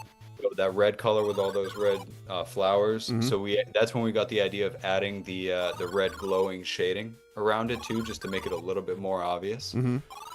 So we did discuss that. We did try to make it better. That's also accessibility is why we added the ability to shut the 10-second timer off for the Reaper gaze. Why we could make that infinite. This is a good. Sorry, while I was talking to you, this is a good. This is an awesome death. This is an awesome death that I completely forgot about because I was like, I could just go down there. So I plummeted to my death while we were talking. Right. Never mind. On you go. The programmer actually snuck that one in on me. So occasionally there's a few spots in the game where the programmer put something in and he wrote the text for it and everything. So one day I did the same thing you did and I was like, I definitely don't remember that. That is awesome. So really again, the team, it was all of us working together and that's what made it so special. Yeah. That's very cool. Yeah, one of the things I like too is that for most of this, not all of it, but most of it, you kind of get the sense like I got what I needed from the area now. Not always, and I was very conscious of what you said about make sure that you think about like look at everything in your inventory. So I've been like, sort of obsessively doing that. But I like the fact that, for instance, we've done that. We found the Reaper. We pulled a lever. Like we did that now. Like that's done, and I don't have to worry about that again. Yep. And it cuts down a little bit on remember the 65th needle on the 35th, whatever. Like, which just is not. Well, go back for 1 second. Okay. So I'll say go into that crusher room because there's something for you in there. Okay. Yeah, the room with the steel walls. Yeah. Yep. Mm-hmm. Yep. So there's something for you in here. Oh, there is. I got the shield already, but. Yep. This one trips people up just a little bit. So that's my hint for you. You need something in here. Oh, okay. I'm trying to think about it. Oh, the block right there. Oh yeah. You hook your fingers around the tile slide in a shallow hole. Oh, a handle. Right, that's the handle for the thing. Because every Resident Evil has a crank. Yeah, right? Yeah. That I did not even notice that block because that's wow. Okay, good stuff. Well, that helps. I forgot that I needed that crank actually. Yeah, so if you go back, you'll immediately know right where to use it. And that was the other thing that we did. Adventure games, sometimes you'll get something early and you use it way later, and that's just obnoxious to me as a player. So that's why I really tried to keep things localized. Yeah, that's I just need to remember. Is it there? No, I'm trying to remember. You've got the mini map too on I'm not sure what it's bound to, but yeah, you can always reference the Metroid-inspired mini-map. Yes, I love. Oh man, Metroid. Another. Could talk about that all day too. I love Metroid. Some of the best design. Super Metroid is phenomenal. The way that it leads the player through the environment, and then the music to it and everything is just fantastic. Yeah, all of the Metroid games, and oddly, Metroid Prime handles that well. Another game that did that recently, a game of the year for me a couple years ago, was Metroid Dread, which I think beautifully captures, again, the essence of what Metroid really is. Does beautifully. Okay, so there's this. I just need to find where the... Okay, good. This is it, yeah. And then it was here. Right, all right. So I won't be able to use this. I mean, I can put it in. Okay, it fits perfectly right. Okay, but if I use that, So Oh, that interesting. the lab equipment is actually here's an example of something I would do on occasion. We were trying to come up with what this labware would look like. And again, background as a scientist, so I got all excited about building a chemistry set. The reference that I gave the pixel artist was from the movie, I believe it's The Sword and the Stone, Okay, uh, yeah, the old Disney film and everything. sure. So if you go and you look at Merlin, I think his name is Merlin, you go and you look at his lab, you can actually see glassware that looks kind of like that. I see. That's one reference. That's very cool. Okay. I'm a little worried that I may have missed an element, but we'll see. No, so that was supposed to open. That was supposed to be a drawer, and we just couldn't get it to look right. So we just closed that off. That's why it Oh, looks like something you could open. see, that's the reason I didn't chat. Just so you know, as a professional gamer here, the reason I did not open the metal thing was because this drawer had taught me that I should not look. It wasn't because I completely missed it the first time. That wasn't the reason. It was other reasons, like that. Okay, so now what I have to do is, let's see. I have to. Oh wait, no. There's a spell. I remember. So we use the Edux Spiritus. Yep. There was no response. What do you mean there's no response? Oh, that's because I'm trying to speak to it. Look, I'm trying to speak. By the to way, it. you can look at yourself occasionally, and I think there's 3 different points where it changes over the course really? of the game. So it progresses. So at first it says something Dell you would expect him to say, like you're a handsome and charming Fenling or something like that. Now I'm tired but determined, Fenling. I see. Yeah, exactly. So That's there were little cool. things like that. That's very cool. All right, we're using this now. Ah ha ha! Stealing your nerves, you say the words, "Edge Spiritus," wait for something to happen. A familiar wave of icy air hits your body. You shiver from cold and fright as the phantom appears before you. Well, guess what, phantom? I'm your Oh, did Huckleberry. you look at the purifier? I did look at it. It said it was a foul brown liquid. Oh, okay. That might have been. There's an uninvited reference Oh, to it that You think players of will things to like. name your concoction. You could choose no ghost. Maybe you'll think of a better name later. That's funny. No ghost is what you used in uninvited to get rid of the Southern Belle. Oh, I was trying to shoehorn. Yeah. see, that reference is because I didn't play it at the time, so Yep. that reference is lost on me. Okay, you've been hit by it? Yes. So I was looking for another liquid, and in fact, I was just looking for a handle is what I should have been looking for. Yep. Gathering your courage, you scream, "Begone, monster," and throw the foul-smelling liquid at the phantom. Its form begins to dissolve and lets out a horrifying shriek that leaves your ears ringing and your eyes watering. Taking a deep breath, you look around the room. A sense of unease fills the air. The remains of the phantom radiate a strange energy. Can I take them? I cannot take it. Can I open it? It did not open. Can I use it? I cannot. Can I banish it with something cool? It's very eerie that there's no music. Isn't it though? Okay. Just gonna leave now. Can I take that? Take that? Take that? This is making me real nervous. I love it. I'm really happy to hear that. Okay. Now I've been there. I'm gonna go in here. Oh God, I keep going back to the same damn place. I'm gonna go out here, and then I'm going to find this thing that I can't do anything with. And so that's not it. I'm going to go to the pantry, and the door is automatically going to be open because that's how things work in the world. God bless America. Where the frick is the kitchen? I think it's back one step. Yeah, okay. Pantry! Open! Oh, actually, wait. I know what I'm doing. Okay, I'm still nervous, to be clear, but what I have to go do is talk to the imp, because the imp is going to tell me, "Oh, thanks for doing that." Mm-hmm. Let me take that. Yep. Okay, move up this And way. to be fair, it's been a little while since you played too. It has been a little while. I appreciate you helping me out with the.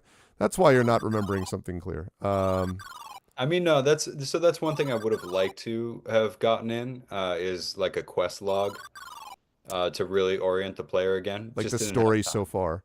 Oh no, I didn't save the imp. What? Oh. Well, actually, the imp was annoying, but still, The imp's mangled body is cold, and blood is pooled in vivid splotches on its skin as if it's been dead for some time. You feel responsible for its death, that this outcome is entirely your fault. If only you had done things differently. Well, I mean, Who would say such a horrible thing? that's just Seriously. I mean, all right, I'm going to cast an awesome spell that will change this all. No? Okay. I'm going to give you this phantom has robbed this creature of its soul. There is no memory for you to witness. The thought fills you with fear. I'm just okay. There's my stuff. Finally, you say as you take your things, you know more hardship is coming, but you feel good to be on your way. As you lift your bag, your head begins to pound violently. The nape of your neck tingles.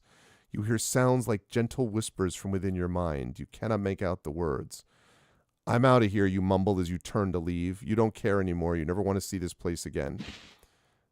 Pantry key. All righty. There you go.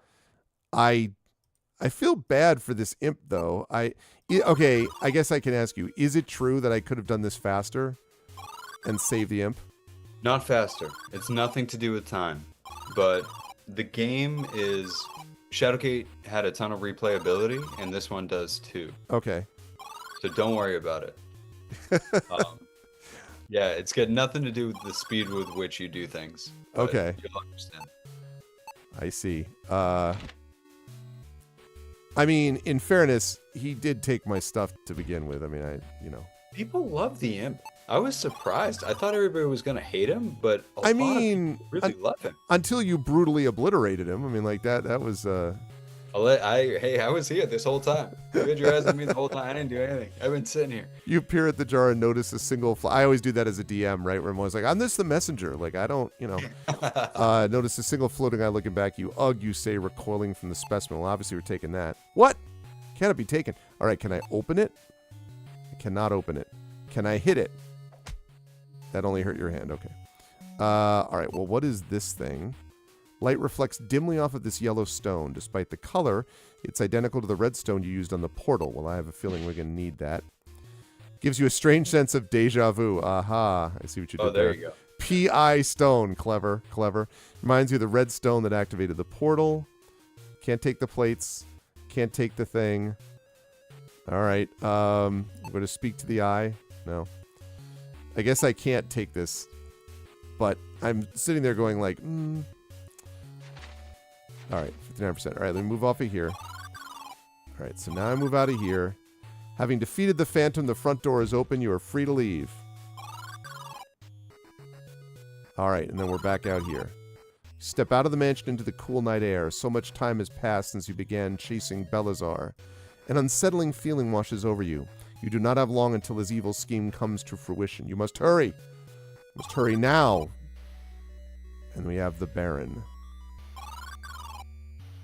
Oh, yes, and then we have... Right. So, if I go all the way down here, and I put this... Yep. Thrumming noise rises from the structure. The space in the center of the machine begins to waver and distort as a portal appears out of thin air. And now we are in the Deja Vu universe. Wild. So, yeah. I do want to ask something here. I love the way this, as I said, coheres together.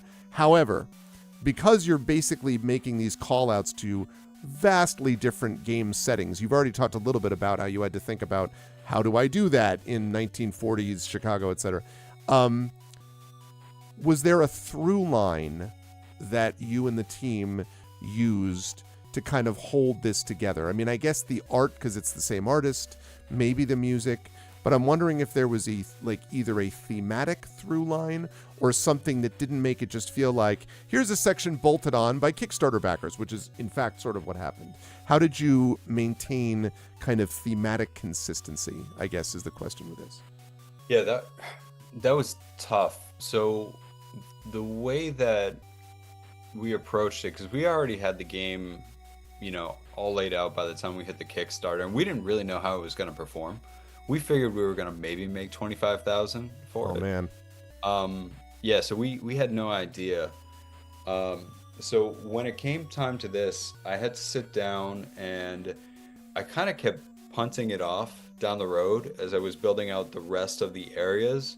And luckily, when I knew what the end game was going to look like, it kind of allowed me to work backward Okay. and figure it out from there. The way that I looked at it thematically, though, is Dell starts as this obnoxious, arrogant Fenling, and he's on a journey, and he's a reluctant hero, and this is just one more step he's got to get through. And he's always kind of a stranger. He's always kind of an outcast wherever he goes because he's just, it's atypical. And this is just one more step for him to go.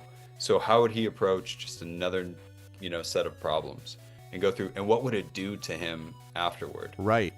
This one, because it's so different, it invokes a little bit more of that goofy early Shadowgate Deja Vu vibe. So the writing is a little bit goofier here. It's a little bit more on the nose and a little bit, kind of more of that style.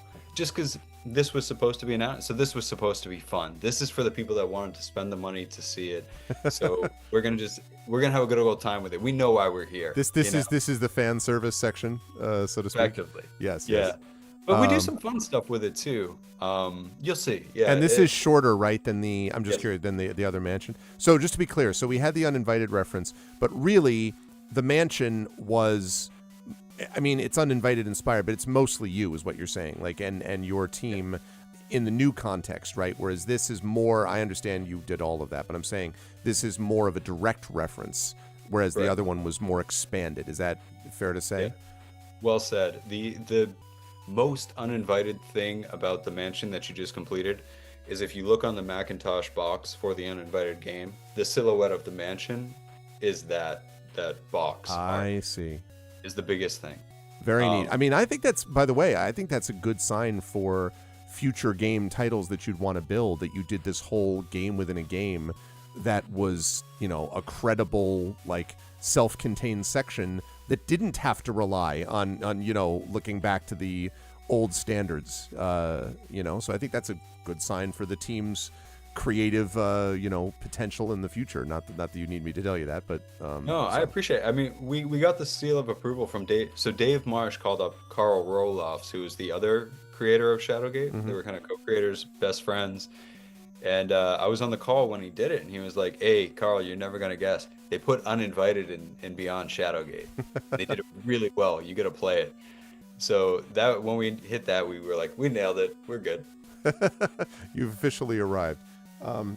Could my cats please stop beating the hell out of each other while I'm trying to do this? Hey, to the two of you, this is ridiculous. They are best friends, and they actually are never actually hurting each other, but I keep hearing this yowling in the background. I'm always like, is anyone killing each other? Because I can't. No, they're not killing each other. All right, good. All right, well, let's just do a couple of minutes of this, and then I will take questions from the crew, and then we'll let Christian go with thanks. All right, you stagger forward, head spinning like you're recovering from a stupor. No, it's got to be. You stagger forward, your head spinning like you're recovering from a stupor after a week-long festival in Windermere. You have no idea where you are or why you're here, but at least you remember your name. Time to go, Dell, you mumble. You look around. The portal's nowhere to be found. You sigh heavily, wondering what to do until the wisp begins speaking. I'd forgotten about the wisp, that lighted... Okay. More good news and bad news, Dell. Bad news first this time. We've entered this world nowhere near a portal. The good news is that the key to use the portal is in this building. We could figure out how to get to the portal later. First, let's find that key.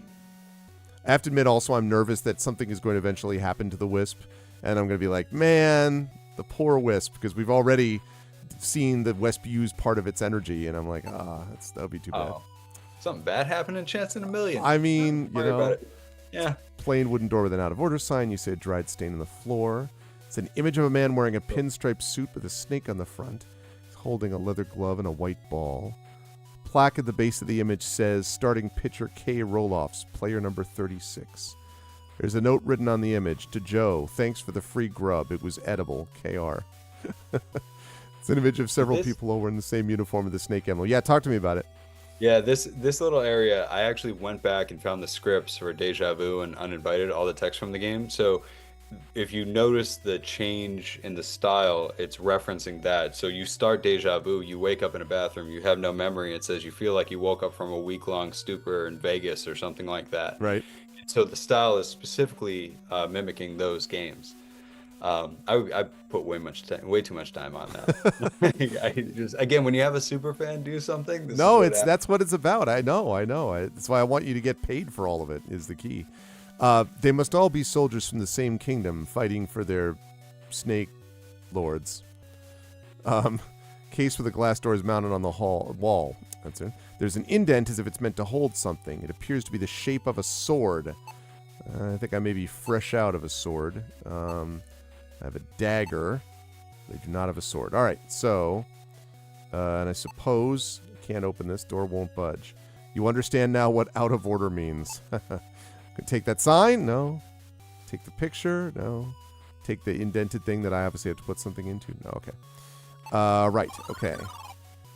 Approaching the glass door, you look upon a vast city unlike any you've seen, filled with humans dressed in unfamiliar clothing. I'll need to blend in, you say. You see some men out front. You overhear their conversation. We got the door covered, and Frankie's inside looking for the money, boss. There's no way Ace is getting out alive. You realize you've accidentally stepped into the middle of something serious. This happens all the time, Chad. It's just another Thursday. You should stick to what you do best. Get what you need and make a silent escape. That's true. I will take whatever this is. No, I can't. And I'm going to look at it. There's a folder paper on the bar top. It's open to the sports column. It reads, "It's a big day for the local sports fans. All of the city's teams will be in action. The game times are: the Hounds play first at 1:30, the Serpents follow at 3:45, and the Gargoyles finish the night with a match at 8 o'clock. That sounds like a puzzle. Well, if you want to take a picture of it just to make sure that you're not missing out on a puzzle pattern, that would be delightful." Right, okay. Let's see. Great. You peer out the window into an entirely foreign scene. Unusual carriages speed past as people wearing strange garments march to and fro. Over on the side, Alec Baldwin starts chanting, "Oh, yes, the gun, yes." Even in this unusual place, you recognize all the familiar trappings of a bar down to the well-worn wooden floor. The thin glass door separates you from the outside world, a fact to which you do not currently object. And a sign on the door reads, "No customers allowed." Luckily, I'm not a customer, you think to yourself. Can I open this? You open the door. Great. Oh, God. The light rapidly fades as you descend the stairs. You can't see anything save a small chain hanging from the ceiling. Oh, what a feeling when a chain is in the ceiling. Okay. You reach overhead and give the chain a gentle pull. It clicks and light fills the room, revealing a small cellar. A self-lighting miniature lantern. How convenient. I'll be sure to remember that when I return to the Fens, you think. Also, hi, Sean Black. All right, let me just go through this, and then I will come back up, and then we'll take the Q&A. Dusty bottles. Okay. Tell me more. We got a dreary and damp cellar. The smell of alcohol is strong enough to burn your nostrils. Fair. A big barrel is set against the wall, the type of barrel used for storing wine. Okay. And I assume if I use this, turn the knob, prepare for a stream of wine to come pouring out. You were just about to bend down and drink from the tap when you notice that a steady flow of water comes streaming out. Watered down wine, what a shame. As the last of the water drips out, you notice that the picture has been conveniently cleaned, really. It's an image of a man wearing an odd helmet with a stone monster painted on it. He's holding a brown leather ball. A plaque at the base of the image says, "Wide receiver, C. Guyzat, player number 72. There's something written on the image. "Joe, you gotta hire a painter and fix the place up. Guyzat." Can I take that painting? Oh. I wonder if I'm going to need to remember that. I probably am going to need to remember that. All right. Wide receiver. That's going to be a thing. It's going to be can already tell. It's going to be a thing. Take your lantern and make it happen. Yeah, exactly. Okay. Right. Let's move out of here. Great. And oh boy. You slowly creep up the stairs as the figure of a man comes into view. As he works, you hear scraping metal sounds. As an experienced thief but a miserable lockpicker, you recognize the sounds of a stubborn lock when you hear one. Realizing it's only the two of you in this building, you begin thinking of a way to subdue the intruder before he sees you. I'm not getting the Reaper yet. Read the name in the faded poster. It says Puff McMuffin. Okay. Photo of large padded gloves. You aren't quite sure what they're used for. There used to be a... something must have hung here until recently. Okay. And large does not capture the imposing size of this man. Given his mass, you wonder why he doesn't break the door down. Okay, hitting him is obviously not going to work. So, I could... Well, it said gold dagger is not going to do anything to him. Heavy coat. Oh. I feel a little bad doing this, but... Zap! Oh no! Large man turns around and then a single word draws a metal object from under his coat. Crack, crack, crack! The cacophonous noise echoes in your ears as your body drops to the floor. You feel warm liquid seeping from your chest and pooling under your back as your vision fades to black. Welcome to Chicago! Oh, nice! And we got the skull with the gun. With your demise, the land of Cal Torlin fell to ruin. I want to point out that that was a headshot, so there should not have been given the option. Okay, so I can't do that. What is this imp charm? Something written on the back. You bring the charm close to your eyes and speak the words in the tiny inscription. When the dead hold a secret, these words will show you their final moments. After reading the inscription, the charm crumbles in your hand. Oh, I got a new spell. Decidia Mort. Okay. All right. Yeah, so Dave Marsh is actually from the Chicago area. Fan of the Cubs and all that stuff. So that's where I think Deja Vu is his favorite game of the bunch too. So ran it by him for authenticity. That's really cool. Okay, so right, I already took a picture of that. Okay, so whoops. Oh no, I already did that. That's what I wanted to do, is back up a step. Okay. So can I use the pole on this thing? No. Can I take... No. Can I open? Interesting.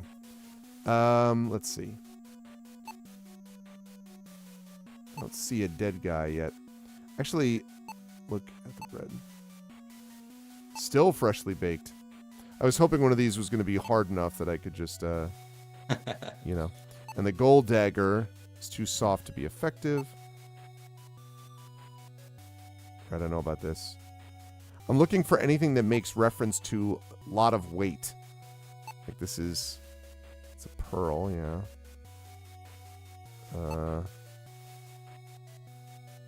Can I use an empty sack on a guy? Alright, if I go up here, and I go up here, and I use an empty sack... You could try. Ha-ha! Oh, okay, it didn't work. Man. Listen, my empty sack protects me against bullets. That's... Yeah, the Reaper gets gangster AF. Yeah, I mean, that's true. Okay, hang on. Is there another suspicious looking... There's got to be something going on with that basement area, or the... There's got to be something going on here that I'm missing. Why does that have wine dripping out of it? Can I take... Wait, what? That was a weight bearing... So that's one of my top 3 deaths in the game. All of my favorite deaths are glass related. It just like that. That was a weight bearing bottle. The rock collapses, crushing your body beneath it. Oh wait, see, I don't drink, and this is why, chat, because see, this is what happens. Nothing but trouble. You're on the right path, though. You get the right idea. Don't worry. You're gonna figure it out. I'm in the right area. All right. Yeah. Wait a minute. Okay, wait. Look at that. A long wooden object. Can I take... Oh, that's the bat. There you go. All righty. Slender club has decent heft, quite solid. You're impressed with its quality. All right. So the thing is, I know I have to use... I want to use the baseball bat on the guy, but first... Oh, do I have to open that first? Okay. Open. Calling upon all your thievery skills, you gently slide the glass up and open the case. Well, that was easy. This case was clearly meant to hold something, and now all that's left is a barely legible note. It reads, Carl, we got a rat problem. I brought the bat downstairs to take care of the vermin, Dave. I'm gonna put this in here, but I'm wondering if the idea was, yeah, okay. So that was just to give me a clue that where to get the bat to subdue the guy. All right, guy. Suck it! Sneak behind the thief, raise the club over your shoulder, prepare to swing. His gruff voice mumbles, "Got it," as the lock clicks open. Seizing the chance, you swing the club, strike him in the head. Pow! How you like me now? The goon stumbles slightly and collapses down the hall. Realizing you handled the goon and the lock simultaneously, you drop the club and smile at a job well done. Well, you were unable to move. Oh, well, gotta open it. All right. Okay, and here we have the classic, yes, the office. Faded light brown coat. This is what the people of this world wear. It might be useful to help you blend in, yes. We'll take the faded coat. Maybe it'll help to look the part. Also, we have a image of a man wearing strange armor with a large dog painted on his chest. He's carrying a tall, curved stick. A plaque at the base of the image says, Teen Captain D. Marsh, player number 18, also known as Take This because it's a note. Did you ever think, by the way, of a journal system of like being able to have people keep notes in the game, or was that something? Because I know that wasn't part of the original, but I'm just curious. Yeah, that would have been part of the log I was talking about earlier. Like, ideally, we would have put little things up like that. Mm-hmm. And some of the puzzles are randomized, so that would have helped them keep track. But then, as we talked about it, that was a nice to have towards the end, and we figure everybody's just going to take a picture with their phone anyway. Mm-hmm. Or have a notepad. Okay, so if I take the notepad, speak of the devil, use the phone. Okay, take the phone. Look at the phone. You have no idea what this object is, but makes a rather off-putting sound when you lift part of it up. Best to leave it alone. All right, and then they have this button. Push the button with your thumb and it gives in. You hear a lock release across the room. Outstanding. Which means if I open this and move here, the first thing you notice in this office is the stale air permeating the room. Something about it puts you on edge. The desk looks newer than the chair, and the carpet underneath it is covered in faded stains. Okay. Frame posters hanging askew on the wall. The fact that it's not level is bothersome to you, which is why we take it. Unable to tolerate the unlevel poster any longer, you pull it from the wall, revealing a hidden safe. Also, can I use the blinds?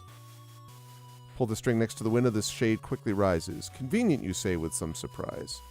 Okay, so now we look at the safe. Wall-mounted safe. All right, well, can I open, look, move there? So you head towards the window. The wisp chimes in. Dell, I can sense more items you'll need in this building. There's no getting home without them. Keep searching. All right, listen, Wisp. I'm just trying to get to the close to the safe. I've done that a million times. Move to the safe. Ah, there we go. Yeah, okay. This is an instance of it going like where the original game kind of got in the way of the convention, but that was how you did it in the original Deja Vu too. Mm-hmm. So I got you. So that, yeah. Was there, and I actually should ask, was there anything where Dave was like, you have to do this? Like, I know you didn't do it much, but was there anything where he's like, you have to get this in, or this thing has to be there? Did you? I'm trying to think. There were a couple of instances where he was really glad to see something. Like, remember the calling somebody like you swing the sling above your head and you throw it at the Minotaur and it does the Philistine. I love that. Yeah. He laughed out loud to that one. I remember he really enjoyed that. Not for this, but on other stuff, ideas we've been toying with. He's like, this is the hill I'll die on. And maybe when we get that out there, I can describe some of it, because he wants to die on this hill, and I don't know how I'm going to make him, change his mind about it. So we'll figure it out later on. But no, by and large, he's been very good about it and very supportive. And he says this is the best Shadowgate game that's ever been made.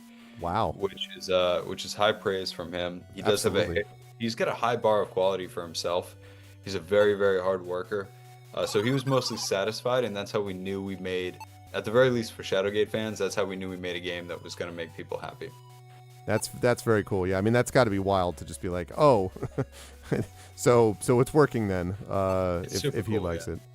Okay, so I think I may have enough to just solve this puzzle. I think, almost. So, the idea is I have to figure who's doing what. So, we have Puff McMuffin. Oh, actually, wait, can I take any of these? Okay, so if I move backwards, right? So I go down to this. I look at this. No, I know about that. Never mind. I know about that. Right, so if I move forward, and I look at that. Okay, stone monster painted on it. And the stone monster is going to be the gargoyle. So he's going to be the last number in the combination. Which means 72 is the last number, chat, in the combination. Okay, so number 72 is the last number. That means the second number would be... let's see, that's the serpent. And the serpents are the second number. So 36. So it's... So 3672. So something 3672. Okay, 3672. And then the team captain. So 183672. Let me see if I'm right. 183672. 18. All right. 18. Nope. Darn it.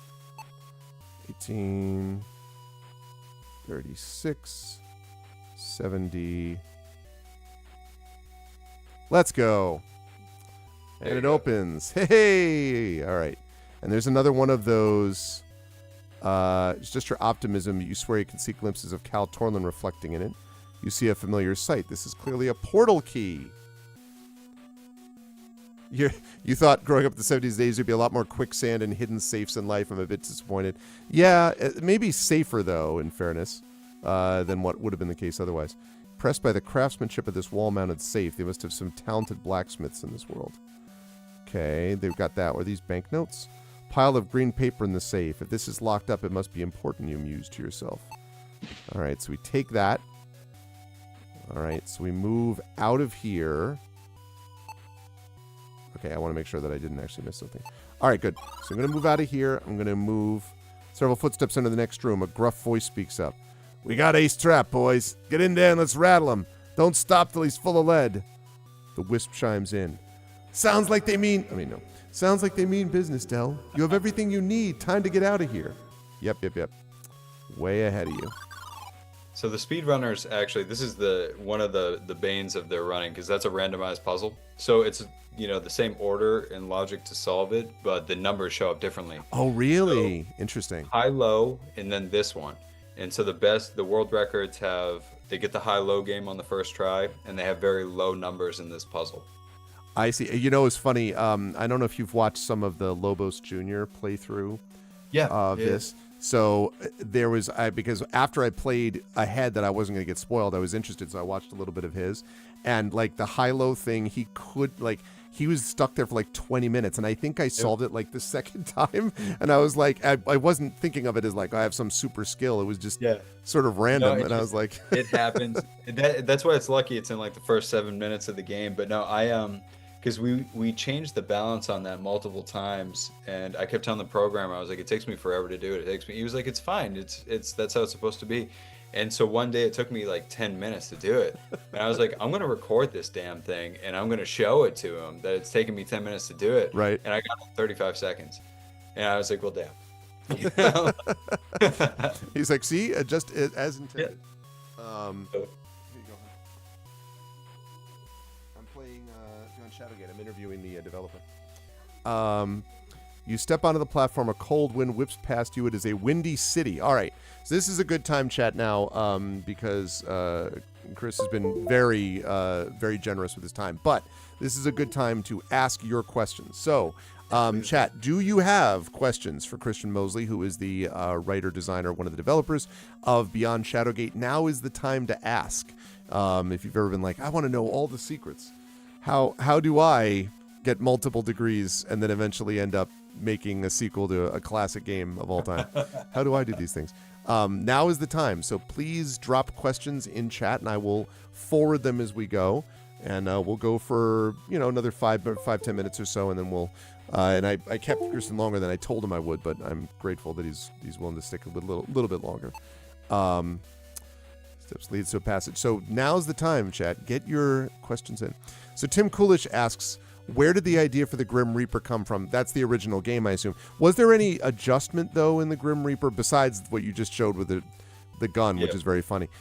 Did you think at all about any changes in the design of the Reaper? Because it's not identical, obviously. So, Yeah, so the Reaper, that was one of the first pieces of art that Jeff, the pixel artist, gave us, if I remember correctly, was the new Reaper that you see throughout the main part of the adventure. I just wanted it to be spookier. I was like, the original one gave a bunch of kids nightmares, so let's do even better this time. And he came up with that. We don't have many animations in this game, but the fact that it is animated also gives you the idea of how important it is. It really is the icon for the series, So yeah, that's how this one came about. The idea for the Grim Reaper in the original game, I never asked Dave that, but I am really curious now. He got a lot of inspiration from the early Dungeons and Dragons books and images. Yep.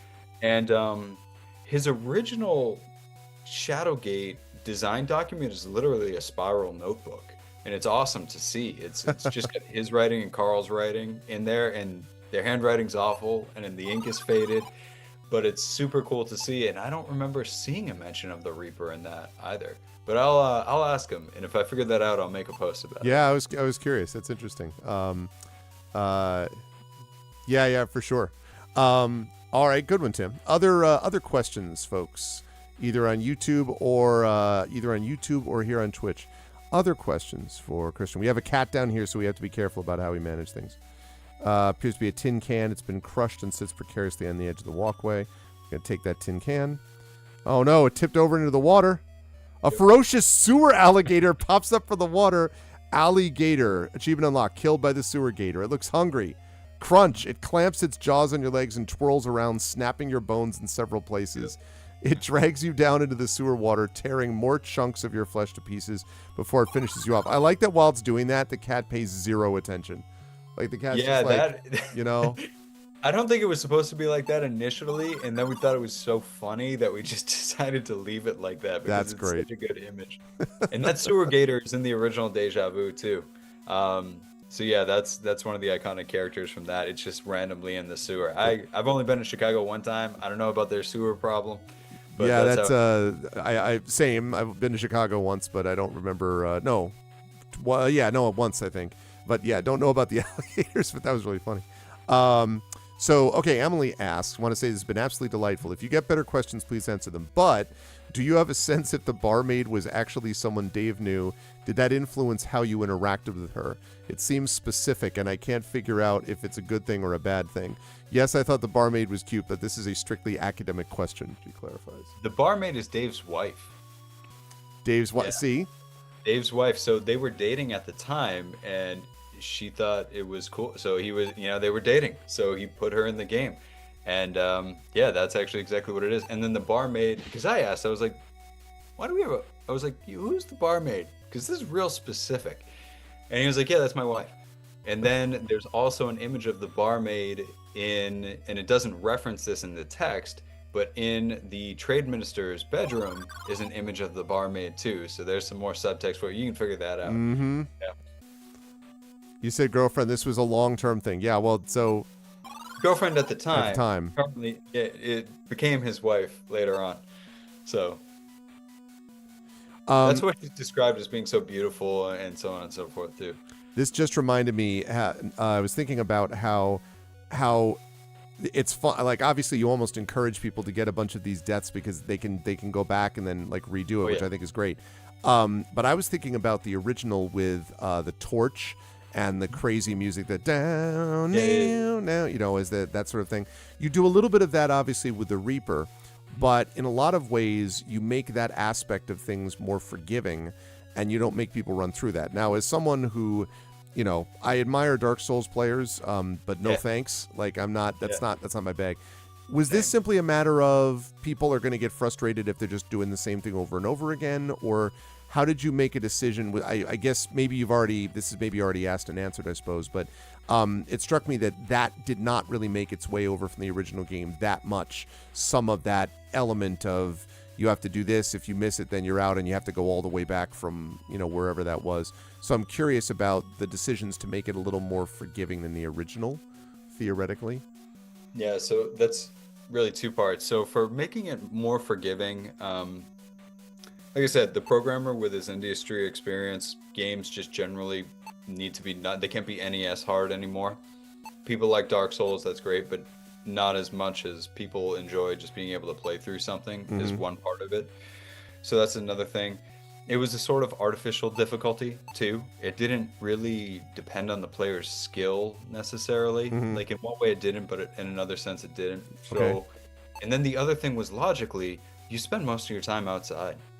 In the first game, it kind of made sense because you're in all these dreary hallways. It's an unfamiliar place. If you're on stairs, you could legitimately fall and trip over something, right? But in this game, that doesn't work when you're in the forest in the middle of the day. A torch doesn't really work. So we tried to think of another mechanic that you could do that was similar. And then remember when you were making a joke about encumbrance or hunger Yes, or yes. something like that? It became that same thing. And we're like, nah, you know what? We'll give them isolated instances. We'll give them this Reaper thing. That'll kind of cut it. And then we'll see how it goes. And actually, I've read all the reviews of the game. And I see so many times, thank God you got rid of the torch. I hate those stupid torches. And so many people are glad the torches are gone that it's just like, okay, there we go. Exactly. Also, I'm clearly in Chicago because I've just gotten kidnapped. Muffled gruff voice that says, "You's pretty dumb to come around again, Ace. The syndicate's had enough of you." Whatever you're being held in starts to rumble, and you sense you're moving for a very long time. You feel the shaking stop. Moments later, you hear a click and are met with a gust of frigid wind. You're lifted into the air and tossed onto the cold ground. The gruff voice speaks again. "The bosses like you, Ace, so they giving you options. You can freeze to death or drown in the lake. See ya, gumshoe."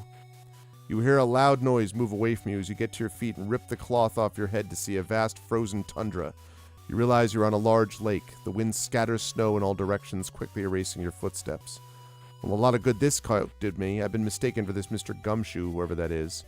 You take off and discard the coat, not wanting any more cases of mistaken identity. Good news, though.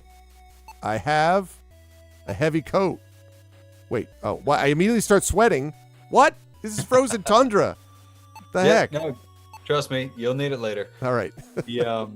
Actually, I had a lot of fun writing the thugs in this.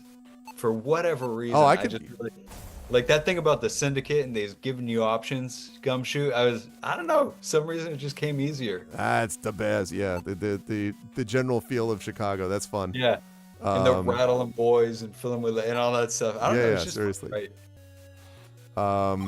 Of the other NPCs, I think the ones that I like the most are I think the weapon shopkeeper back in town is pretty cool. He was just fun to write for. I like that he's really goofy. Like he's got like a stoic, battle-hardened soldier, and then he just gives you a big kiss on your cheek or something. He's kind of a goofy character. I'm trying to think of the other ones. Yeah, there's some that you'll meet later on that are fun too. But it was kind of fun to write that. And it was also, I thought, the captain here, the captain who lost captain? the guard captain who lost the mine. The guys back at the mine. It was very poignant too, and they have those moments that are small, but then lead you to sort of think a little bit afterwards. Which was, you touched on your other question. Yeah, Tim was going to ask what your favorite NPC was, but you may have already touched on that. Did you have a favorite NPC like in the game, regardless of whether it's because of the way you wrote it or what? Yeah, there was one actually that got cut, and it was a little old lady. So the of all the NPCs globally, that was probably the one that was my favorite. And originally in the town, there were a half a dozen more NPCs that would randomly appear in different spots. Okay. We had to cut it because it would increase the number of variables tremendously.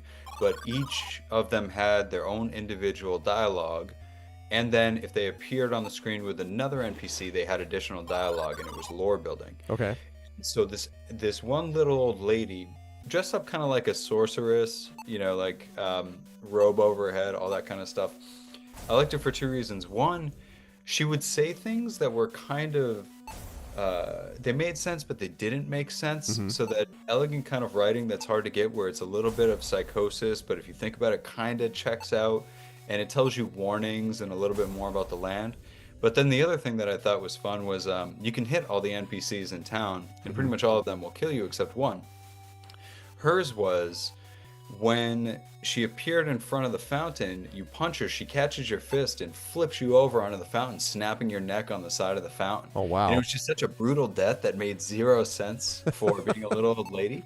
And it was really good. And so we ended up scrapping her character, giving the monk that death if you try to punch him. Okay. But his original death is he was stationed inside of the temple's inner sanctum, where the statue of the One is. And if you try to punch him, the statue starts to glow and your heart explodes in your chest before you even get close to him because the power of the One is protecting. So there was like so much more that went into the town, literally probably another 20 or 30 pages of text that Wow. got cut. And it was awesome. But yeah, so that was the major character that got cut that I really liked. And then you'll see later on, I don't think you've seen him yet. But yeah, the guard captain scene is probably the one that I get complimented on the most. Yeah. And that one really seems to affect people. So I did enjoy that. And those are true stories, by the way, about the Yeah, you slip and mentioned. I slide remember you and all mentioned that before. That's Yeah. very neat. Yeah. So that's fun. Nobody ended up dying. That there's no horrible tragedy to it. But those are like actual real life stories of stupid things that happened. Yeah. No, that's very cool. One sec.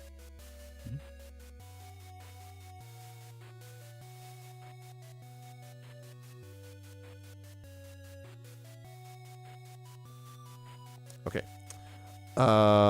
Okay, so hitting the ice did not work either. Okay, last questions, if any, chat. Throw any extras that you would like. I've gone in every direction and fallen through the ice. And I can't put on the heavy coat. I don't think using the Tempe's bag is going to, none of the spells work. You haven't quite gone every direction. I thought I did, he said doubtfully. Okay, that's not it. Okay. These questions are great, by the way. I'm very appreciative of this. The love for this game is fantastic, and it's really nice to see people get excited about it. How long did it take you to begin and finish the remake? I guess, yeah, that's true. Soup to nuts. How would you put a year, months, years time frame on it? Yeah, I think it was about a year and a half, give or take. Yeah, I think it was about that long. Luckily, like we had the original design going, we had kind of revamped it. Dave and I had been talking about it for a little while, and then we brought the other team on. And once we got the engine going and things together, we were able to really move through pretty quickly. But there was an awful lot of time spent on the game. Like I said, well over 1,000 hours at least. Oh, yeah. On my part. And the other guys I know work just as hard too. So a lot of hours, very passionate project. 1.5 years with or without testing, Emily wants to know. Yeah, we were testing continuously.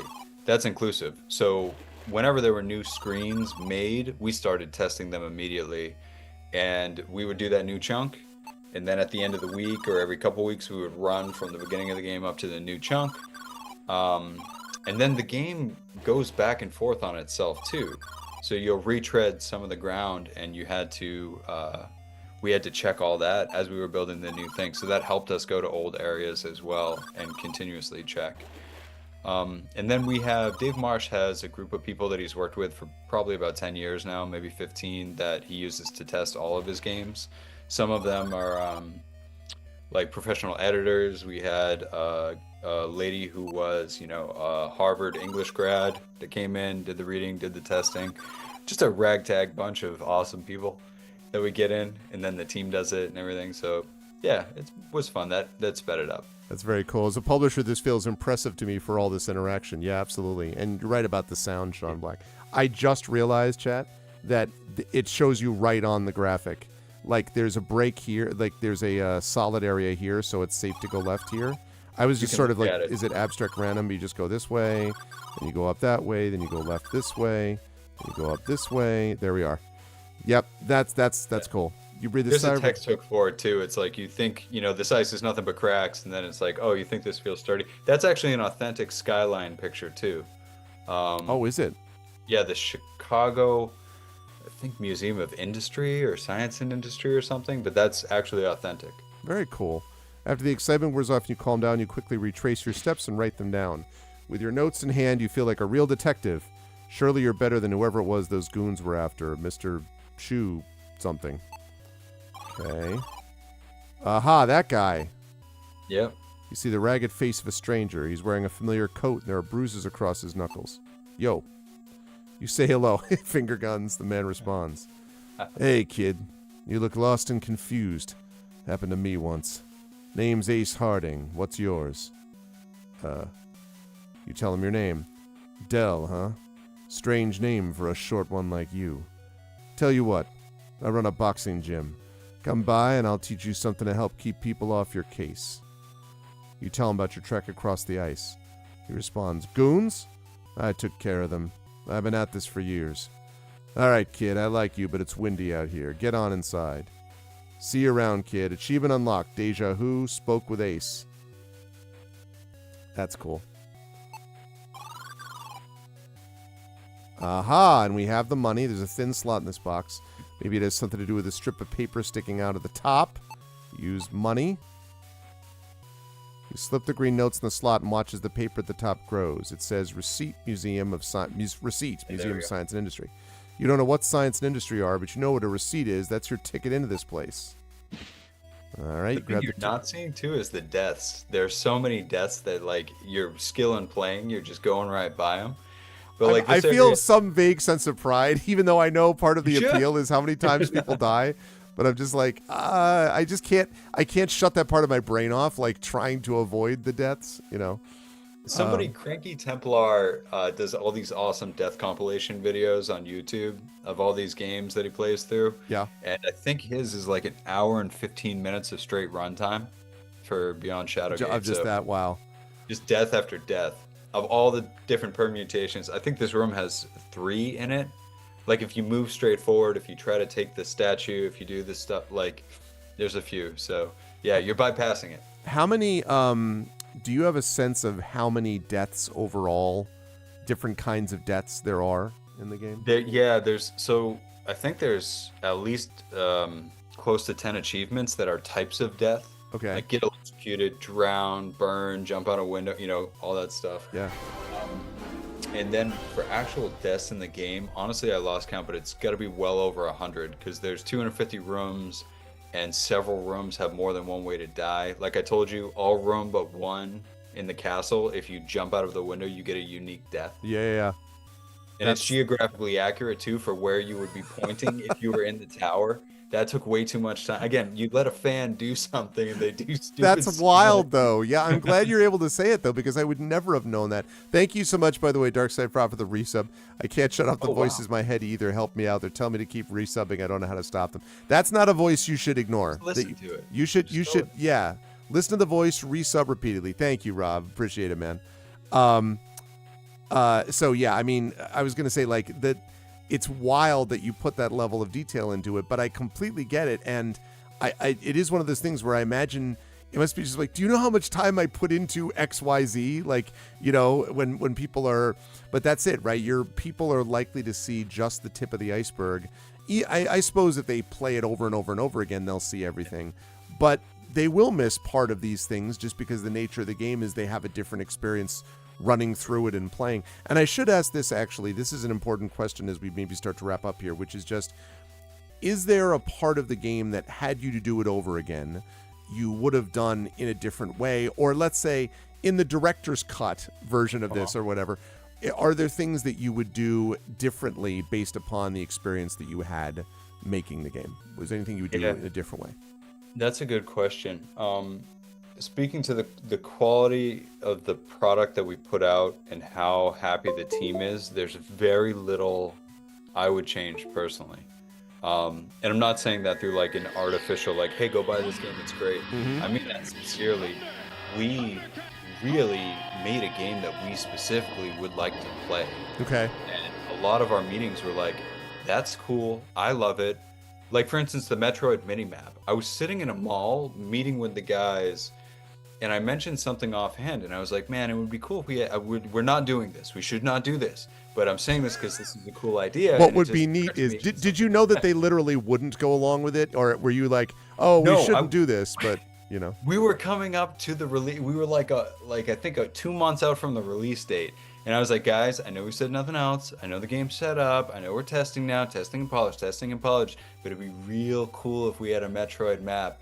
And the programmer loves Metroid, and he was like, well, that's awesome. I'm gonna take 2 weeks and try to do it, and let's get back. And I was like, no, no, no, guys, listen, no. I started with let's not do this. He was like, yeah, yeah, yeah. I'm gonna see if I can do it because that's really cool. And so holding this chapter for now, and then we're gonna get back into it. That's super cool because it is true. The mini, I immediately was like, that's Metroid. I'm like, but that can't possibly be the important reference. And as you said, it was actually the reference there. First of all, so Tim Coolish is going over right now to buy it from GOG. So you got one sale so far tonight. Also, thank you for the raid to The Kids Are Asleep. First of all, good night, Tina Marie, and also welcome everyone from Kids Are Asleep. Thanks so much for the raid. I am interviewing Christian Moseley, who is the writer and designer and one of the developers and the producer of Beyond Shadowgate, and it has been a delightful conversation, honestly, in this tremendous, excellent, super cool game.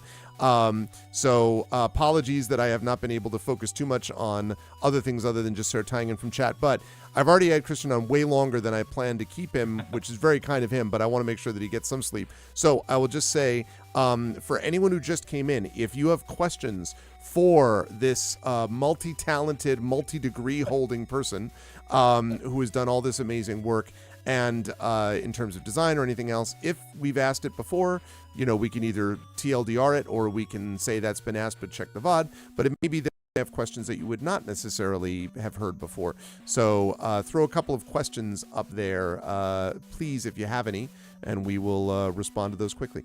Mr. Comment about buying the game earlier. What was the comment, Drew?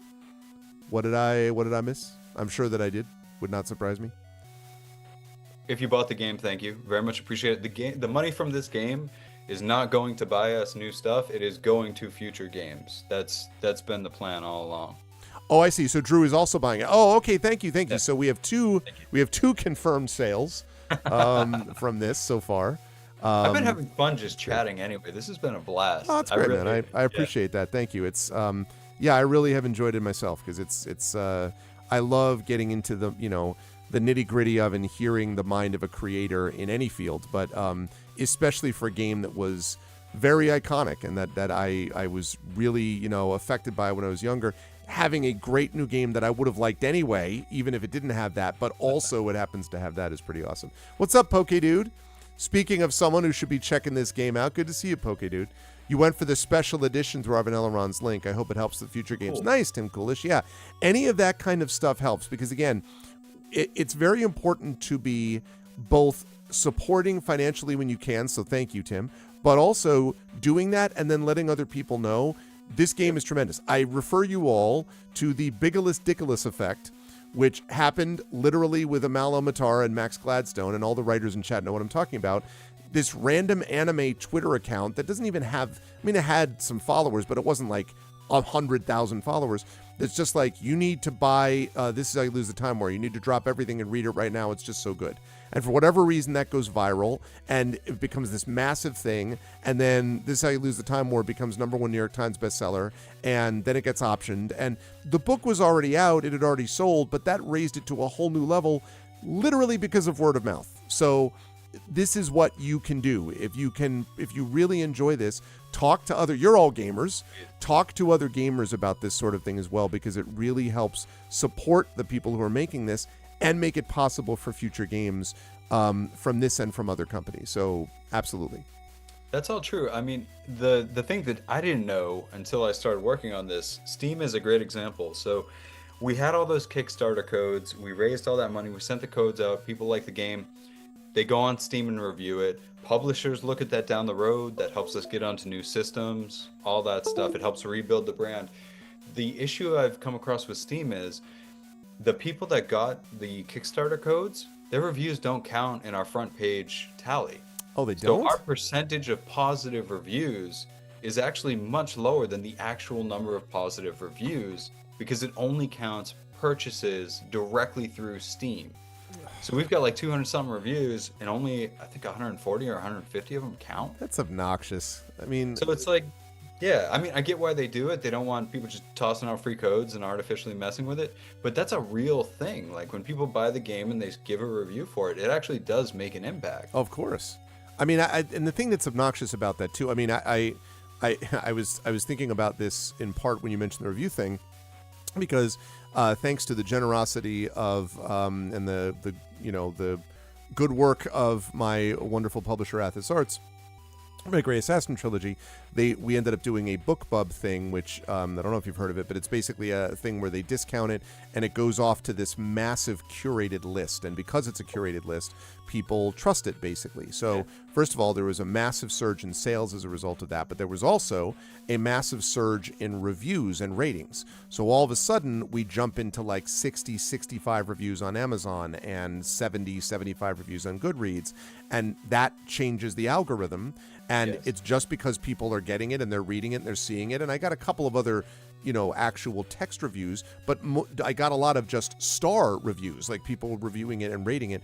So anything like that doesn't cross over is just silly to me. And that just seems like something a human can look at and go, oh, that's self-evidently not something that we should have. That should be fixable easily, So I don't get it. I don't understand why they wouldn't.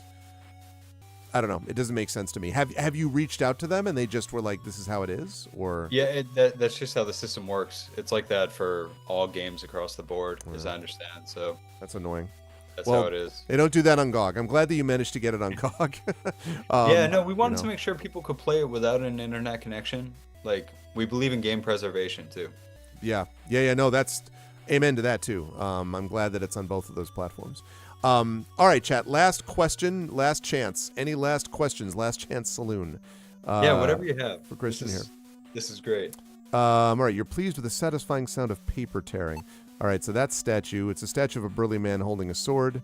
You can't help but think that you would look handsome if made of marble. Nice. Painting of an eagle attacking a snake hangs behind a rope made of velvet.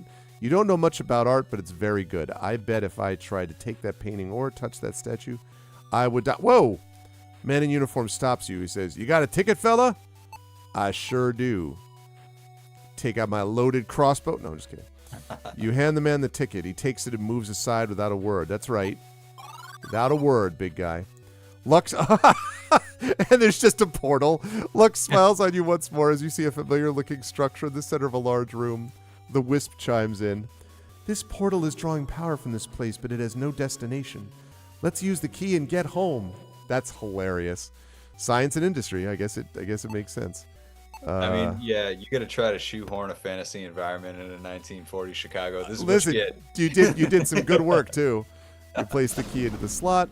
Portal forms. You can see a glimpse of home. Just want to see that quickly. Simple plaque reads, "Only a few of these ancient objects are known to exist. Their purpose and composition are a mystery." Not a mystery to me. Yeah, you return through the portal tired of being transported to places you don't belong. Chicago. Escaped Chicago. At least you don't feel ill. You're exhausted and looks like the wisp feels the same. As you consider resting for a moment, a gust of desert wind strikes you, reminding you of the long journey ahead. At least now you have the knowledge to traverse the dangerous expanse of the Great Barren Desert. Or at least you think you do. That's interesting. So these path notes then, look at your nervous scrawling, west, north, west, north, northwest, north. So what that suggests, though, is that this is the same universe, but in vastly different time periods. Play through the game again. And then I want to do, like, after you're done playing through the game, I'd love to show you the more of the behind the scenes kind of stuff. I would like to. I should have grabbed an Italian beef sandwich before leaving Chicago. Yeah, I should do that. Paper or plastic. Come on, Epic Quack. Also, hi, Omizu Paints on YouTube. You missed the interview. No, it's all right. We are just about to wrap up the interview part here, but we do have the VODs. Deep dish. All right. Well, all right, so the closing question I will ask then here is, as we slide back over here to our other scene. So Um, all in all put together, I know you have a number of games you're working on that you want to sort of do down the line. Can you give any clues to the absolutely you totally want to do this thing next?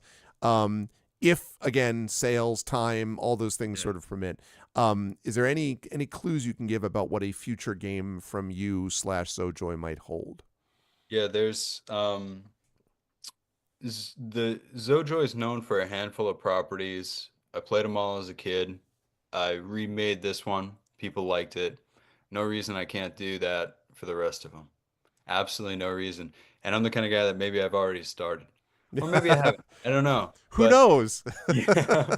So that's one. And then me personally, outside of Zojoy, I love the Soul Blazer series, Soul Blazer, Illusion of Gaia, Terranigma.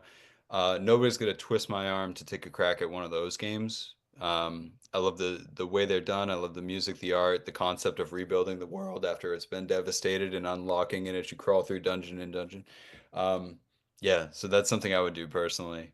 Or take a crack at a cyberpunk adventure like Snatcher. I like cyberpunk, I like Terminator, so Hmm. one of those things. But I'm gonna keep trying.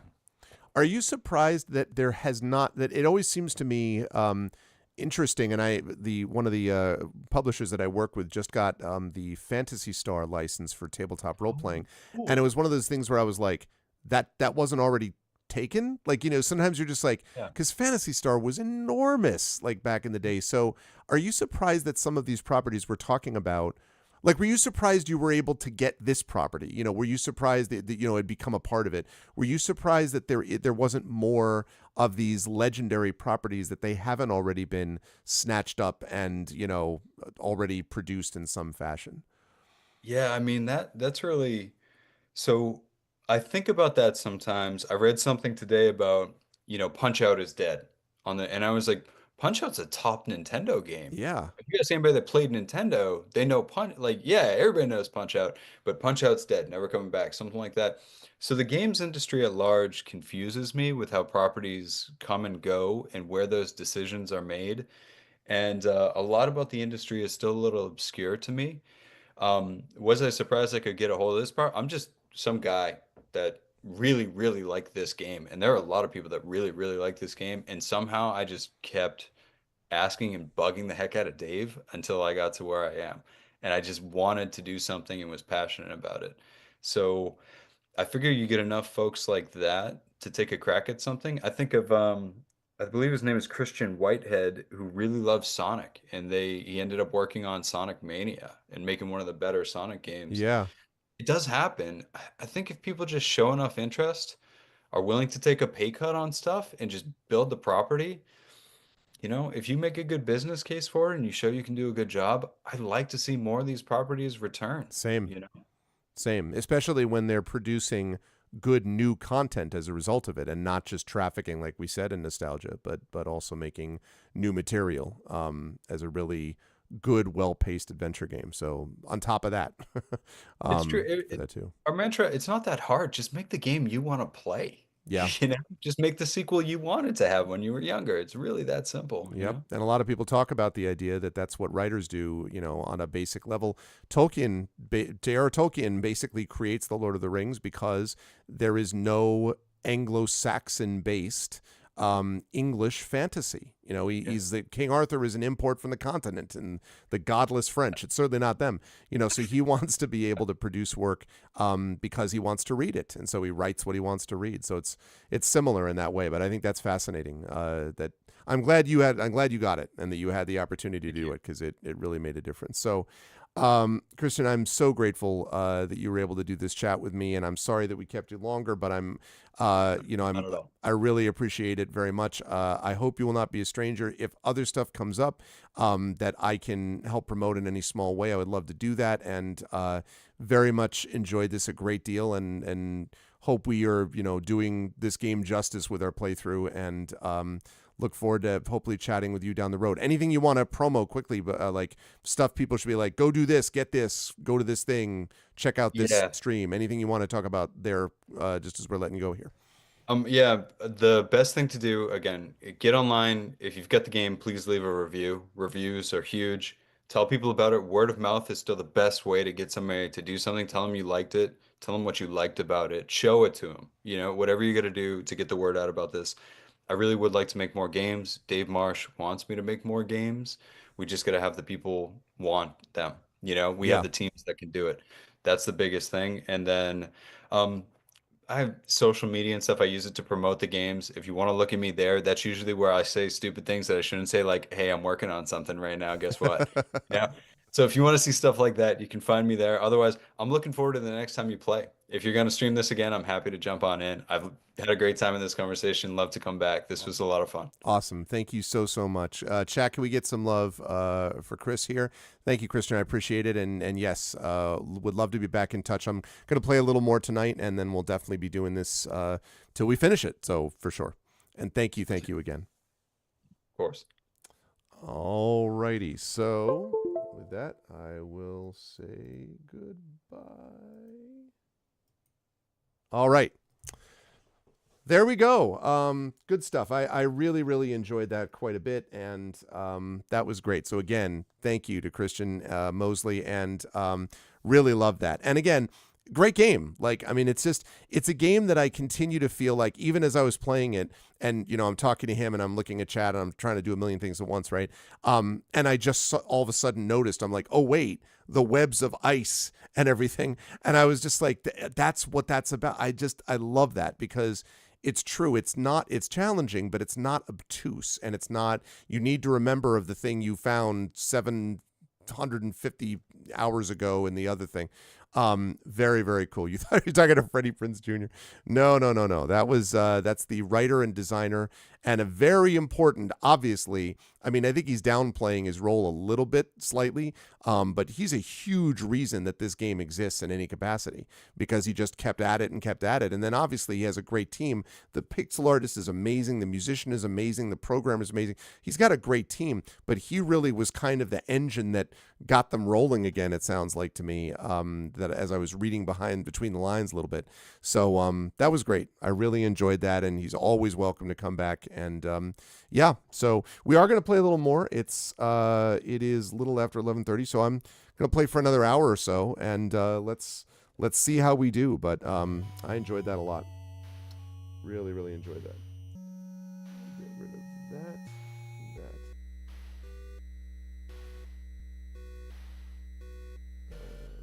Remove that.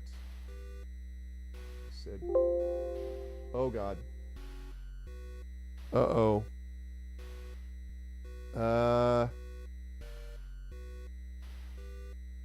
All right. OBS has crashed. So bear with me, chat. I don't know why that happened. I'll be right back. Don't anyone go anywhere. I'll be right back.